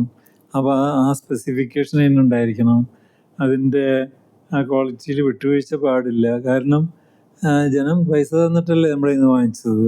പിന്നെ അതിന് പിന്നീട് എന്തെങ്കിലും ചില്ലറ കേടുണ്ടെങ്കിൽ തന്നെ അത് പരിഹരിച്ചു കൊടുക്കേണ്ട ജോലി നമുക്കല്ലേ. ഞാൻ പറയും, 1 കൊല്ലം കഴിഞ്ഞാലും അതിൻ്റെ ഉത്തരവാദിത്വം നമുക്ക് തന്നെയാണ്. അത് 5 കൊല്ലം കഴിഞ്ഞാലും അതിൻ്റെ ഉത്തരവാദിത്വം നമുക്ക് തന്നെയാണ്. ചെറുതായിട്ട് നിങ്ങൾക്ക് അതിൻ്റെ വല്ല പാർട്സിൻ്റെ വേണമെങ്കിൽ പൈസ വാങ്ങിക്കാം. അല്ലാതെ അതിൻ്റെ ഗ്യാരണ്ടി പീരീഡ് കഴിഞ്ഞു അത് കാരണം കൊണ്ട് നല്ലൊരു എമൗണ്ട് അവൻ്റെ കയ്യിൽ നിന്ന് ഈടാക്കാമെന്ന് വിചാരിച്ചാൽ തെറ്റാണ്. അപ്പോൾ that means you are creating A unhappy customer. കാരണം അയാൾ പണം തന്നിട്ടല്ലേ വാങ്ങിച്ചത്. അപ്പോൾ നമ്മുടെ ഉത്തരവാദിത്തമല്ലേ അതിന് ആ ക്വാളിറ്റി നിലനിർത്തേണ്ടത്. അടുത്തൊരു പ്രധാനപ്പെട്ട പോയിന്റ്, അദ്ദേഹത്തിന്റെ 10 കൽപ്പനകളിൽ ഒന്നാണ് സ്പെക്കുലേഷൻ ഒഴിവാക്കുക. എല്ലാ സ്ഥലങ്ങളിലും നമ്മളവിടെ പണ്ട് പാവർട്ടിയിൽ കോടയപ്പറമ്പൻ എന്ന് പറഞ്ഞൊരു വ്യക്തിയെ കുറിച്ച് പറയുന്നുണ്ട്. അതിലാഭം കണ്ടോടത്ത് ഒഴിച്ചോടാ മാത്തൂന്ന് പറഞ്ഞിട്ട് സാർ കേട്ടിട്ടുണ്ടോ? അത് നമ്മുടെ നാട്ടിലെ തൃശ്ശൂരൊക്കെ പറയും. അതായത് അതിലാഭം കണ്ടിടത്തുനിന്ന് ഒഴിഞ്ഞോട്ടോ. ഒന്നുമല്ല, അതായത് ആരെങ്കിലും അതിലാഭമുള്ള തരത്തിലുള്ള ഓഫറുമായിട്ട് വന്നാലേ അവൻ എന്തോ തട്ടിപ്പുണ്ട്. അങ്ങനത്തെ എത്രയോ തട്ടിപ്പുകളുടെ കഥകൾ നമ്മൾ കണ്ടു കഴിഞ്ഞു. എത്രയോ തകർച്ചകൾ നമ്മൾ കണ്ടു കഴിഞ്ഞു. അപ്പോൾ അതിലാഭമൊന്നും പ്രതീക്ഷിച്ചിട്ട് ബിസിനസ് ചെയ്തിട്ട് പണം ഉണ്ടാക്കാമെന്ന് വിചാരിച്ചാൽ ശരിയാവില്ല. അത് അധികം നാൾ നിലനിൽക്കില്ല. സ്പെക്കുലേഷനും സേഫ് അല്ല. കാരണം എത്ര പേരെ കബളിപ്പിക്കാൻ പറ്റും? കുറച്ച് പേരെ കുറച്ച് നാൾ കബളിപ്പിക്കാം, എല്ലാവരെയും എപ്പോഴും പറ്റില്ല. അടുത്ത കൽപ്പന എന്ന് പറഞ്ഞിട്ടുണ്ടെങ്കിൽ അദ്ദേഹം തൻ്റെ ജീവിതത്തിലൂടെ കാണിച്ചു തന്ന ഒന്ന് തന്നെയാണ്, സമൂഹത്തിന് തിരിച്ചു നൽകുക, ഗിവ് ബാക്ക്. അല്ല, അത് ഓരോരുത്തരുടെ വ്യക്തിപരമായിട്ടുള്ള ഒരു തോന്നലുകളാണ്. എനിക്ക് തോന്നിയത് ഇത്രയേ ഉള്ളൂ. അതായത് ഞാൻ ഇതൊന്നും പ്രതീക്ഷിച്ചിട്ട് തുടങ്ങിയതല്ല, ഇത്രയ്ക്കൊന്നും വലുതാവുന്ന കരുതിയിട്ട് തുടങ്ങിയ ആളല്ല. ഒരുപാട് പേരുടെ കൂട്ടായിട്ടുള്ള പ്രവർത്തനം കൊണ്ടാണ് ഇത്രയും വലുതാവാൻ പറ്റിയത്. ഒരുപാട് പേര് എൻ്റെ പ്രോഡക്റ്റ് വാങ്ങിച്ചിട്ടാണ് ഞാൻ ഇത്രയും പണം ഉണ്ടാക്കിയത്. അപ്പോൾ അതുകൊണ്ട് അതിൻ്റെ ഒരു പോർഷൻ സമൂഹത്തിന് തിരിച്ച് നൽകാൻ ഞാൻ ബാധ്യസ്ഥനാണെന്ന് എനിക്കൊരു തോന്നൽ. അത് വിചാരിച്ചിട്ട് എല്ലാവരോടും അങ്ങനെ ചെയ്യണമെന്നൊന്നും ഞാൻ പറയില്ല. 9ാമത്തെ കൽപ്പന, റിസ്ക് എടുക്കാൻ പഠിക്കുക. റിസ്ക് എടുക്കാതെ പറ്റില്ല. കാരണം നമ്മൾ ഏത് കാര്യം ധാരാളം ഒരു കാൽക്കുലേറ്റഡ് റിസ്ക്കേ പാടുള്ളൂ. അല്ലാതെ എന്താ പറയുക, ഒരു തരം ഉട്ടോപ്യൻ ആശയങ്ങളൊക്കെ വെച്ചിട്ട് നമ്മൾ റിസ്ക് എടുക്കരുത്. പണം ഉണ്ടാക്കാമെന്ന് റിസ്ക് എടുത്തിട്ട് പണം ഉണ്ടാക്കാമെന്ന് വിചാരിച്ചാൽ അത് നടപ്പാവില്ല. റിസ്ക് എടുക്കുകയും വേണം, അതോടൊപ്പം തന്നെ നമ്മൾ അത് വിജയിപ്പിക്കാനുള്ള കഠിനാധ്വാനം അതിൻ്റെ പുറകിൽ ഇടാതെയും പറ്റില്ല. 10ാമത്തെ കൽപ്പന എല്ലാവർക്കും എല്ലായ്പ്പോഴും ആവശ്യമുള്ളതാണ്, തുടർച്ചയായ പഠനം. തീർച്ചയായിട്ടും. കാരണം ഏത് വ്യക്തിയാണെങ്കിലും ശരി, ഏത് ഓർഗനൈസേഷനാണെങ്കിലും ശരി, വാട്ട് നെക്സ്റ്റ് ഇനി എന്ത് ചെയ്യാൻ പറ്റും. അതൊരു പ്രോഡക്റ്റിലാണെങ്കിൽ തന്നെ എന്തൊക്കെ മാറ്റം വരുത്താൻ പറ്റും, അല്ലെങ്കിൽ അടുത്ത പ്രോഡക്റ്റ് എന്താവാൻ പറ്റും, അല്ലെങ്കിൽ ഇപ്പോൾ ഉള്ള പ്രോഡക്റ്റ് തന്നെ ഇങ്ങനെ കുറച്ചും കൂടി ബെറ്റർ ആക്കാൻ സാധിക്കും എന്നുള്ള ഒരു നിരന്തരമായിട്ടുള്ള അന്വേഷണം, ഗവേഷണം അതിൻ്റെ പുറകിലുണ്ടാവണം. അത്തരത്തിലുള്ളവരല്ലേ വിജയിച്ചിട്ടുള്ളൂ. അല്ലാതെ ഞാൻ പരമ്പരാഗതമായിട്ടുണ്ടാക്കിക്കൊണ്ടിരിക്കുന്നതാണ്, അത് വേണമെങ്കിൽ വാങ്ങിച്ചോ, അതിനൊരു എനിക്ക് ഇത്രയൊക്കെ പറ്റുള്ളൂ, സാധിക്കില്ല. അടുത്തൊരു ഡോക്ടർ പറഞ്ഞു, MBBS MDയും കഴിഞ്ഞപ്പോൾ പഠനം നിന്നിട്ടില്ല, കൂടുതൽ പഠിക്കാനുള്ള. അതെ, തീർച്ചയായിട്ടും. മനുഷ്യൻ മരണം വരെ പഠിച്ചുകൊണ്ടിരിക്കണം. കൊച്ചേസപ്പ് ചിറ്റപ്പള്ളിയുടെ ജീവിതം സത്യത്തിൽ ഒരു സിനിമാ കഥ പോലെയാണ്. അത് പുസ്തകം വായിച്ചാലും ഇന്റർവ്യൂവിലും ഒക്കെ നമുക്കിങ്ങനെ ഒരുപാട് സമയം അതിലിങ്ങനെ ഇരിക്കാൻ തോന്നുന്ന ഒരുപാട് എലമെന്റുകളുണ്ട്. ഇപ്പോൾ വിൽ സ്മിത്ത് അഭിനയിച്ച പെർസ്യൂട്ട് ഓഫ് ഹാപ്പിനെസ് സാർ കണ്ടിട്ടുണ്ടോ പടം? ആ പടത്തിലെ ഒരു തിരക്കഥ പോലെയാണ് സാറിന്റെ ജീവിതം എനിക്ക് തോന്നിയിട്ടുള്ളത്. ഇനി എന്തെങ്കിലും സിനിമ ആക്കണമെന്നുണ്ടെങ്കിൽ സാർ എന്നെ ഒന്ന് ഓർക്കണം കേട്ടോ. അത് പറഞ്ഞു വെക്കുകയാണ്. അപ്പോൾ അത്രമാത്രം ഉയർച്ച താഴ്ചകളിലൂടെ പിടിച്ചു നിന്ന് വളരെ സൗമ്യനായി ഇത്ര സമയം നമ്മുടെ കൂടെ ഇരുന്ന് ഇപ്പോഴും പുതിയ ഓൺട്രപ്രണേഴ്സിനെ പഠിക്കാനുള്ള അവസരം ഉണ്ടാക്കി കൊടുത്ത്, വെല്ലുവിളി നേരിടുന്ന കുട്ടികളുടെ കൂടെ നിന്ന്, വീടില്ലാത്തവർക്ക് അവരുടെ കൂടെ നിന്ന്, ഇങ്ങനെ പല കാര്യങ്ങളും നമ്മുടെ കൂടെ നിൽക്കുന്ന ഒരു വ്യക്തിത്വമാണ് കൊച്ചേസപ്പ് ചിറ്റപ്പള്ളി. അത് ഇദ്ദേഹത്തിനെ കുറിച്ച് ഒരു മണിക്കൂറിനുള്ളിൽ നമുക്ക് പറഞ്ഞു തീർക്കാനൊന്നും പറ്റില്ല. പക്ഷെ ചില കാര്യങ്ങളിൽ ഒരു ഉൾക്കാഴ്ച കിട്ടി എന്ന് കരുതുന്നു. ഇത്ര നേരം ഞങ്ങളുടെ കൂടെ ഇരുന്നതിന് വളരെ നന്ദി. Thank you. എനിക്കത് ഇന്റർവ്യൂ ഇഷ്ടപ്പെട്ടു. കാരണം പറഞ്ഞ് പല പുതിയ കാര്യങ്ങൾ പറഞ്ഞിട്ടുണ്ടെന്ന് തോന്നുന്നു. അതെയോ? Okay, thank you. Okay, thank you. Thank you sir.